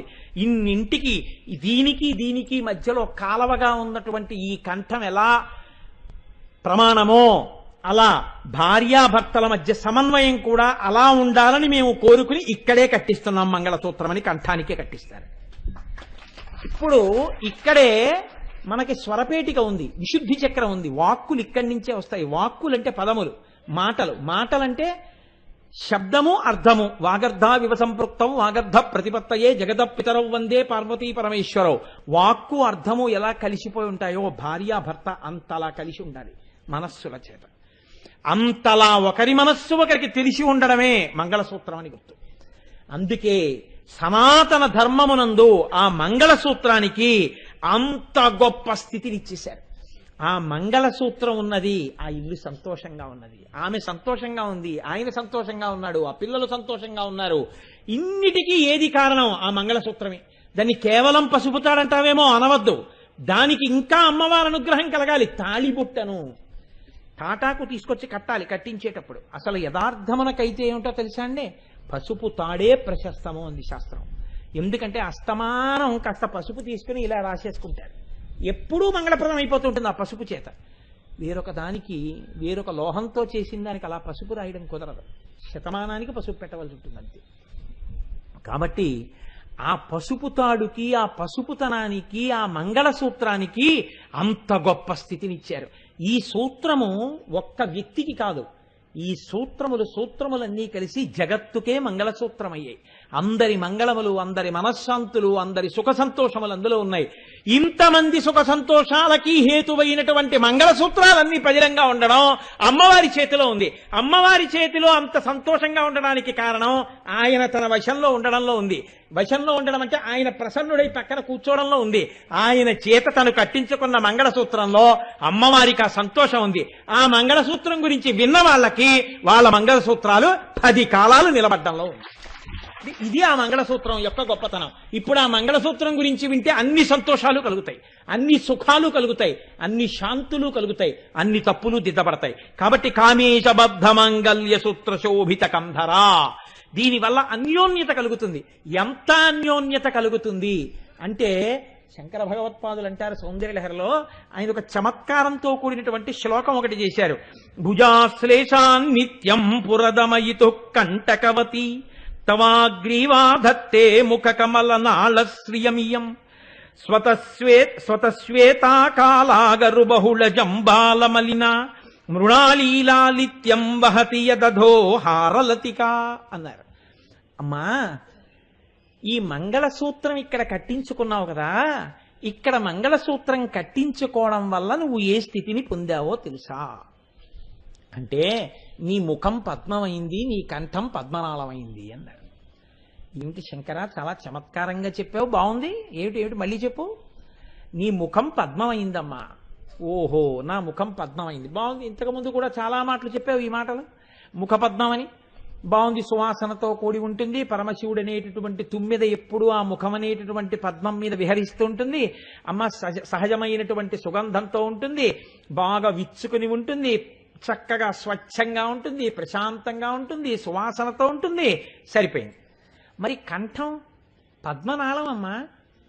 ఓహో, పద్మనాళమా, బాగుంది, పద్మనాళం అన్నావు. కానీ పద్మనాళం అయితే మరి తామర పువ్వు ఎంత సుకుమారంగా ఉన్నా ఆ దానికి ఉండేటటువంటి గొట్టం, ఆ నాళం ఎంత అందంగా ఉన్నా దానికి చిన్న చిన్న ముళ్ళు లాంటివి ఉంటాయి. ఇలా త్రిభుజాకారంలో ఇలా గీస్తే కొంచెం గీసుకున్నట్టుగా ఉంటాయి మెత్తగా. అలాంటి ముళ్ళు ఎక్కడ ఉన్నాయి? మరి నా కంఠానికి అలాంటివి ఉండవు కదా అంటే శంకరాచార్యులు వారు అన్నారు, లేకపోవడం ఏంటమ్మా, ఉంటుంటాయి. అదేమిటయా, అలా ఎవరు చెప్పలేదే, ఏ కవులు చెప్పలేదే. నాకు అలా ముళ్ళుగా ఉండడం, అలా పొక్కుల్లో ఉండడం నాకేం లేదు కదా కంఠానికి. ఎలా సరిపోతుంది తామర తూడుతో నా కంఠం అంటే శంకరాచార్యులు వారు అన్నారు, అమ్మా నీకు తెలియదమ్మా, ఉంది. ఎప్పుడో తెలుసా? తవ గ్రీవాదత్తే ముఖ కమల నాళశ్రియమియం స్వతశ్వేతాకాలాగరు బహుళ జంబాలమలినా తల్లి భుజాశ్లేషాన్నిత్యం పురదమయితు కంటకవతి. ఆ మంగళసూత్రం కట్టించుకున్నావు కదా, కట్టించుకుని ఆయన్ని అనువర్తించి కైలాసానికి వచ్చేసావు కదా, ఆయన్ని ప్రీతితో సేవించి ఆయన మనస్సు చూరగొన్నావు కదా, ఇంత మంచి భార్య అన్న సంతోషంలో పరమశివుడు వచ్చి తన యొక్క పెద్ద పెద్ద బాహువులతో నిన్ను ఇలా కౌగిలించుకుంటాడు. కౌగిలించుకుంటే మెరుపు తీగలా సన్నగా ఉండేటటువంటి నువ్వు ఆయన కౌగిటిలో ఒదిగిపోతావు. ఒదిగిపోయినప్పుడు నీ శరీరం అంతా సరిపోయేటట్టుగా ఆయన ఇలా చేతులతో గట్టిగా కౌగిలించుకుని దగ్గరకి తీసుకుంటే ఇంతటి పరమశివుణ్ణి, మన్మధుణ్ణి కాల్చిన వాణ్ణి నన్ను ఆలింగనం చేసుకునేటంత జాగ్రత్తగా ప్రీతితో అనువర్తించగలిగాను, ఆయన ప్రేమ చూరగొన్నానని ఆయన చేతులు నిన్ను పట్టుకున్నప్పుడు సంతోషంతో నీకు పులకాంకురాలు వస్తాయి. అప్పుడు ఇక్కడ లేచిన పులకాంకురాలు తామరతూడు మీద వచ్చిన పొక్కుల్లా ఉన్నాయమ్మా అన్నారు. అమ్మ బాబోయ్ శంకరా, అక్కడ వరకు వచ్చేసామన్నమాట. సరే బాగుంది. మరి తామర తూడు కంఠం అయితే అది ఇలా బురద లోపలికి ఉన్నప్పుడు ఆ లోపల ఇలా తూళ్ళు కింద ఉంటాయి కదా, పక్కన తీగల కింద ఉంటాయి కదా, మరి అవన్నీ ఏమిటని అడిగింది అమ్మవారు. అడిగితే అమ్మా అది పెద్ద విశేషం కాదు, నేను చెప్తాను తల్లి. నువ్వు మెడలో ముత్యాలహారాలు వేసుకుంటావు కదా, నువ్వు శరీరం అంతా అగరు పూసుకుని ఉంటావు సుగంధం కోసమని. నల్లటి అగరు పూసుకునేటప్పటికీ ఎర్రటి తల్లివైనా ఆ గుండెలంతా కొద్దిగా నల్లగా అగరుతోటి ఈ మెడలో వేసుకున్నటువంటి ముత్యాలహారాలు, మెడలో వేసుకున్నటువంటి ఇతర హారాలు అన్నీ ఆ అగరుతో కలిసి కొద్దిగా మట్టెంటుకున్నట్టుగా ఉండి కొద్దిగా బురదగా ఉన్నట్టు ఉంటుంది. అదేనమ్మా తామల తూడు పక్కన ఉన్నటువంటి బురదతో కూడినటువంటి తూండ్లు అన్నారు. ఓహో, ఇక్కడి నుంచి పైకొచ్చి ముఖాన్ని మాత్రం పద్మం చేశావా? దీనికంతటికీ కారణం నేను కట్టించుకున్న మంగళసూత్రం, పరమశివుణ్ణి అనువర్తించడం, దానివల్ల నన్ను కౌగిలించుకోవడం. ఎంత గొప్పగా చెప్పావయ్యా శంకర. మంగళసూత్రం యొక్క గొప్పతనం అమ్మవారు శంకరుణ్ణి ఇప్పటికీ మన దర్శనార్థం తండ్రి అయి మనకి దర్శనం ఇప్పించడం కోసం తీసుకొచ్చి అలా కూర్చోపెట్టగలిగిందని ఆవిడ పాతివ్రత్యాన్ని కీర్తించారు. ఆయన అంటారు, గళారేఖాస్తిస్రో గతి గమక గీతైక నిపుణే వివాహ వ్యానద్ధ ప్రగుణ గుణ సంఖ్యా ప్రతిభువ విరాజంతే నానావిధ మధుర రాగాకర భువాం త్రయాణం గ్రామాణం స్థితి నియమ సీమానయువతే. తల్లి గళేరేఖాస్తిస్రో గతి గమక గీతైక నిపుణే. అమ్మవారి యొక్క కంఠం మీద ఇలా 3 గీతలు ఉంటాయిట. ఈ 3 గీతలు ఉండడానికి పెద్ద శాస్త్రం చెప్పారు పెద్దలు. మగవాడికైతే యాడమ్స్ యాపిల్ అంటారు. యాడమ్స్ యాపిల్ అంటే కంఠం మీద కొంచెం ఇలా ఉంటుంది, త్రిభుజాకారంగా చిన్నది. ఇది ఎందుకు ఉంటుంది అన్నారు. ప్రతి పురుషుడు యందు పరమేశ్వరాంశ ఉంది అన్నారు. ఎలా ఉంది అన్నారు. శంకరుడు హాలాహలం తాగుతున్నప్పుడు పార్వతీదేవికో ముచ్చటేసిందిట. ఈయన ఎప్పుడు ఏమన్నా చేయించుకోండి అంటే నాకెందుకు అంటారు మహాజ్ఞాని. ఇంత తెల్లగా ఉంటారు కదా, ఎలాగో మెళ్ళో ఏమీ వేసుకోరు, గభాలను ఆ కంఠం దగ్గర హాలాహలం ఆపేస్తే నల్లగా ఉండి ఓ నీలమణి వేసుకున్నట్టు ఉంటుందని ఆ కంఠం దగ్గర ఇలా పట్టుకుని ఆపిందిట. ఆపితే కంఠం దగ్గర ఉండిపోయిందిట. అది పరమశివుడి యొక్క కంఠంలో హాలాహలం ఉండిపోతే ఆయన యొక్క అంశతో వచ్చిన పురుషులందరికీ అది యాడమ్స్ యాపిల్గా వచ్చిందిట. ఆ క్రైస్తవ సంప్రదాయంలో యాడమ్స్ యాపిల్ అంటారు. అంటే కంఠం దగ్గర ఉండేటటువంటి కొంచెం ఉబ్బెత్తుగా ఉండేటటువంటిది శివాంశ. అలా ఎవరికైనా లేకపోతే వాళ్ళకి అమ్మవారి అనుగ్రహం ఎక్కువ ఉందని గుర్తు. పార్వతీ అంశతోనే ఉన్న పురుష స్వరూపం అని శ్యామశాస్త్రి గారు. కాబట్టి అది మగవాడికి ఇలా ఉంటుంది, ఆడదానికి 3 గీతలు ఉంటాయన్నారు. ఈ 3 గీతలు ఏమిటో తెలుసా? మహాజ్ఞాని అయినటువంటి పరమశివుణ్ణి కూడా పక్కన కూర్చోపెట్టుకుని ఆయన కూడా మన యొక్క కష్ట సుఖాలు చూసేటట్టుగా చెయ్యగలిగినటువంటి త్రిగుణములతో కూడిన వాడిగా శంకరుణ్ణి కిందకి దింపి తీసుకొచ్చినటువంటి స్థితి అమ్మవారి కంఠం మీద 3 గీతలు. ఈ 3 గీతలే మహాపతివ్రతల యొక్క సూచనలు. ఆ 3 గీతలు ఎవరికి ఉంటాయో వాళ్ళు సంగీతంలో చాలా గొప్ప స్థితిని పొందుతారని, మహాభక్తులై సాక్షాత్ అమ్మవారి అంశని పొంది ఉంటారని గుర్తు. కాబట్టి సాముద్రికం అలా మాట్లాడుతుంది. అమ్మవారి కంఠం మీద 3 మడతలు చూసి శంకరాచార్యులు వారు అన్నారు, అమ్మా నాకైతే ఏమనిపిస్తోందో తెలుసా, సంగీతంలో గ్రామము అని ఒకటి ఉంటుంది. ఈ గ్రామమునకు షడ్జ, మధ్యమ, గాంధార అని 3 హద్దులు. బాగా పైకి పాడారనుకోండి షడ్జ, మధ్యమంలో పాడితే మధ్యమ, గాంధార అంటే కింద స్థాయి. ఈ 3 గ్రామములు అంటారు. సంగీతం బాగా తెలుసున్నటువంటి వాళ్ళైతే సంగీతాన్ని పాడేటప్పుడు దాన్ని క్రమబద్ధంగా పాడేటటువంటి వాళ్ళు మార్గ సంగీతము అంటారు. అలా కాకుండా రంజకత్వం కోసం పాడతారు. అంటే దానికి సంగీతం ఉండదు, దానికి రాగతాళ ధ్వనులతో సరిపోయి ఉండదు, కానీ పాట వినడానికి చాలా బాగుంటుంది. వినడానికి బాగుండి రంజకత్వంతో మాత్రమే ఉన్నటువంటి సంగీతాన్ని దేశీ సంగీతము అంటారు. కోయిల కూస్తోంది అనుకోండి, చాలా బాగుంటుంది, కానీ కూ కూ అన్న దాంట్లో స్వరమే ఉంది, రాగతాళాలు ఏమిటి, షడ్జమమా, మధ్యమమా, గాంధారమా, లేకపోతే తోడి రాగమా, ఆనంద భైరవ, శంకరాభరణంతో కలిసిందా, ఏ స్వరం వేస్తున్నారు, ఏ స్థాయిలో ఉంది, దాని శృతి ఎంత అని అడిగారు అనుకోండి, చెప్పలేరు. కానీ పరమ గొప్ప సంగీత విద్వాంసుడు ఉన్నాడనుకోండి, ఆయన ఏం చేస్తాడంటే ముందు శృతి పెట్టుకుంటాడు.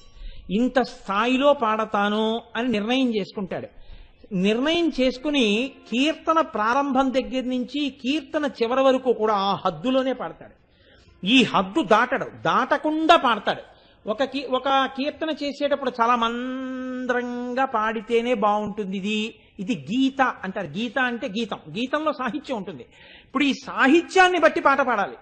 ఇప్పుడు మీకు నేను ఒక ఉదాహరణ చెప్పవలసి వచ్చింది అనుకోండి, ఇదేంటి అమ్మా, నీకు నేను ప్రతిరోజు పూలు తెచ్చి పూజ చేద్దాం అనుకుంటున్నాను, కానీ ఎంగిలి లేని పూలు తెద్దామంటే ఆ ప్రతి తుమ్మెద పువ్వుల మీద వాలుతోంది, చెంతనున్న తేటి తుమ్మెద ఎంగిలంటున్నాయి లింగ మహానుభావ అని పాడాలనుకోండి, దాన్ని మహానుభావ అన్నారు అనుకోండి, పెద్ద స్థాయిలో దాన్ని వేగంగా పాడారనుకోండి, దాని ఆ ఆవిష్కరణ రాదు.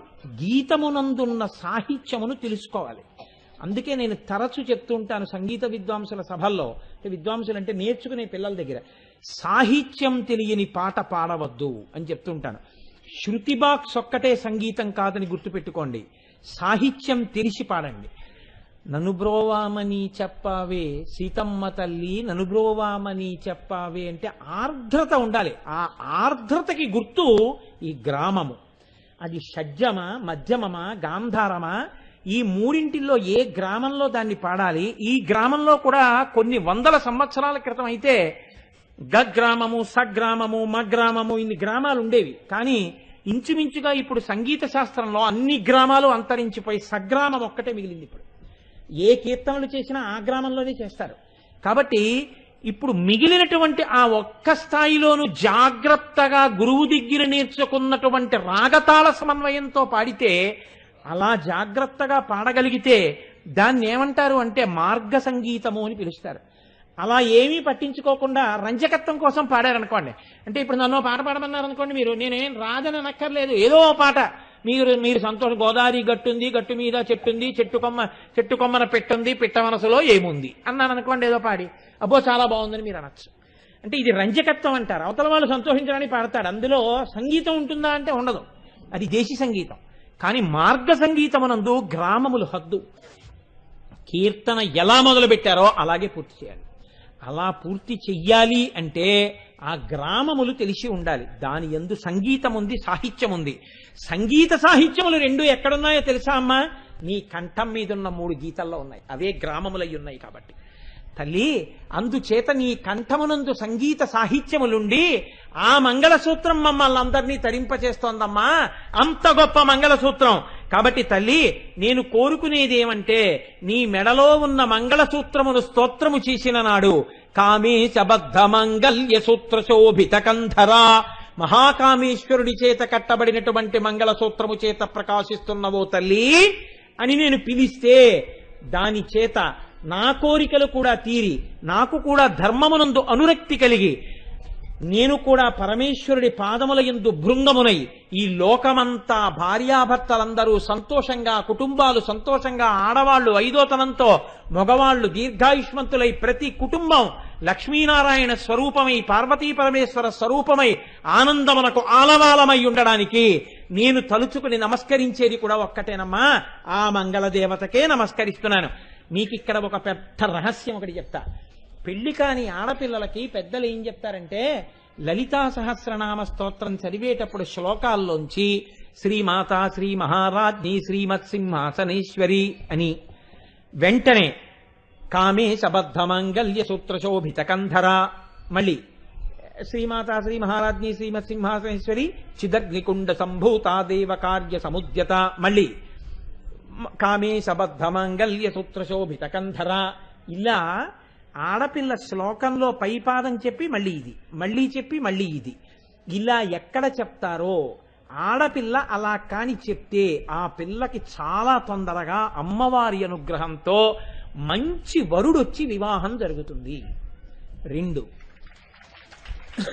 పెళ్లిళ్ళు జరిగేటప్పుడు ఎప్పుడైతే ఈ జ్యోతులను తీసుకురావడానికి ముత్తైదువులు లోపలికి వెడతారో ఆ జ్యోతులు తీసుకొచ్చే సమయంలో సువాసినులు అక్కడ కూర్చొని లలితా సహస్రంలోంచి శ్రీమాతా శ్రీ మహారాజ్ఞి దగ్గర మొదలుపెట్టి ఒక పక్కన మహాసంకల్పం చదువుతుంటారు, ఒక పక్కన అన్యోన్య దాంపత్యం చెప్తుంటారు. సీతారాముల యొక్క అన్యోన్య దాంపత్యం ఎట్టిదో అది సిద్ధించుగాక, అంటే రుక్మిణీకృష్ణుల అన్యోన్యం ఎట్టిదో అది సిద్ధించుగాక, పార్వతీ పరమేశ్వరుల యొక్క అనుబంధం ఎట్టిదో అది సిద్ధించుగాక, ఈ మంగళవాక్యాలు చెప్తుంటారు. పెద్దలైనటువంటి వారు వచ్చి ఆశీర్వచనానికి సిద్ధపడుతుంటారు. మంగళవాయిద్యాలు మోగుతుండగా సువాసినులైనటువంటి వారు పరమ భక్తితో ఇంకా సమయం తెలుస్తుంది, ఇంకా దగ్గరికి వచ్చేస్తోంది ముహూర్తం అని, మహాసంకల్పం అయిపోతుంటుంది.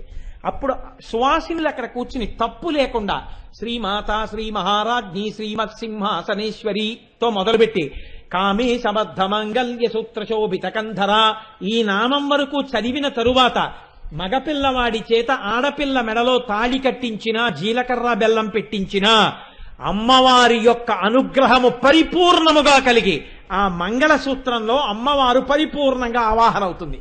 ఆవాహనై ఆ దంపతులు సంతోషంగా వృద్ధిలోకి వచ్చి సంతానం వృద్ధిలోకి వచ్చి ఎక్కడ పెళ్లిళ్ళైనా అబ్బా ఒక్కసారి వాళ్ళతో అక్షతలు వేయించుకోండి, ఒక్కసారి వాళ్ళు వచ్చి అక్షతలు వేస్తే బాగుండు, వాళ్ళు ఆశీర్వచనం చేస్తే బాగుండని వాళ్ళు రాకపోతే ఆ దంపతుల దగ్గరికి తీసుకెళ్లి నూతన జంటలతో నమస్కారాలు చేయించి 7 తరాల వరకు వాళ్ళల్లా బతకండ్రా అని చెప్పుకునేటటువంటి అన్యోన్య దాంపత్య సిద్ధి దీని వలన కలుగుతుంది. ఆ మంగళసూత్ర మహిమ చేత కలుగుతుంది. మంగళసూత్రానికి ఆ శక్తి ఎక్కడి నుంచి వస్తుంది? ఈ నామాల చేత వస్తుంది. పెళ్లి కాని ఆడపిల్ల పెళ్ళై గృహస్థాశ్రమంలోకి ఎలా వెడుతుంది? ఒక పురుషుడికి భార్య అంత శోభని దేని వల్ల పొందుతుంది? అమ్మవారి మంగళసూత్రానికి నమస్కారం చేస్తే మంగళసూత్రం మెళ్ళో పడుతుంది.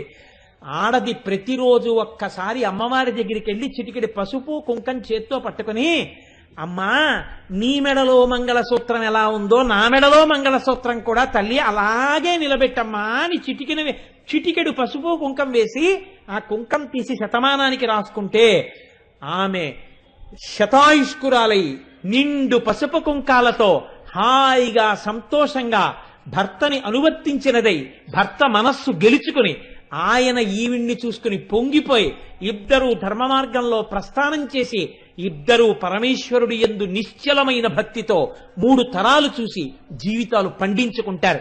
ఇన్ని శక్తులు ఇందులో ఉన్నాయి, ఆ నామంలో ఉంది. ఆ నామం యొక్క గొప్పతనం ఏమిటి? కాకినాడ పట్టణంలో నీకొక్కటే చెప్తా ఉదాహరణ. నేను లలితా సహస్రనామ స్తోత్రానికి వ్యాఖ్యానం మొదలుపెట్టినప్పుడు ఇవాళ కామేశబద్ధ మంగళ్య సూత్ర శోభిత కంధరా వస్తుందని నేనేం లెక్కలు కట్టలేదు. అలా నేను ఇప్పుడు కట్టలేను కూడా, అది కుదిరే మాట కాదు కూడా. మాఘమాసం మొట్టమొదటి రోజున శుక్రవారం కలిసి పోని నామం అంటే నేను చెప్పాను. శుక్రవారం నాడు మాఘశుద్ధ పాడ్యమి నేను తీసుకురాలేను కదా, ఇలా తీసుకొచ్చి కామేశబద్ధ మాంగళ్య సూత్ర శోభిత కంధర అన్న నామానికి వ్యాఖ్యానం చెయ్యబోతుండగానే ఇవాళ అనుకోకుండా కాకినాడ పట్టణంలో అమృతపు జల్లులు కురిసి ఇదంతా చల్లబడింది. అమ్మవారి అనుగ్రహం పరిపూర్ణంగా కలిగిందనడానికి ఈ నామాలు, ఈ నామ వ్యాఖ్యానం ఇది వింటున్న వాళ్ళు, చెప్పినవాడు చేతకాని వాడేమో కానీ భక్తితో వింటున్న మీ అందరికీ అమ్మవారి అనుగ్రహం పరిపూర్ణంగా కలుగుతుందనడానికి ఇదే సిద్ధి, ఇదే తార్కాణం.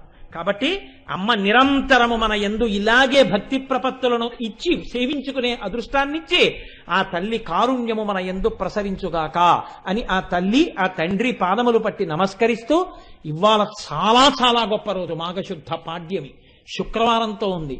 మీరు చాలా గొప్ప నామం విన్నారు. రోజు ఉండే సంసారమే, వేళపట్టున ఇంటికి వెళ్ళి తింటూనే ఉన్నాం. నేను మాట్లాడింది మిమ్మల్ని ఇబ్బంది పెట్టడానికి కాదు అని మీరు తెలుసుకోండి. మీరు నిలబడి దర్శనం చేయలేకపోయినా ప్రదక్షిణ పురస్సరంగా వెళ్ళి ఒక్కసారి అలా అమ్మవారిని చూసి నమస్కారం చేసి వెళ్ళండి. ఆ తల్లి కృప మీకు కలుగుతుంది. నేను మిమ్మల్ని కోరేది ఏదైనా ఉంటే అదొక్కటే, చక్కగా దర్శనం చేసుకుని బయలుదేరండి.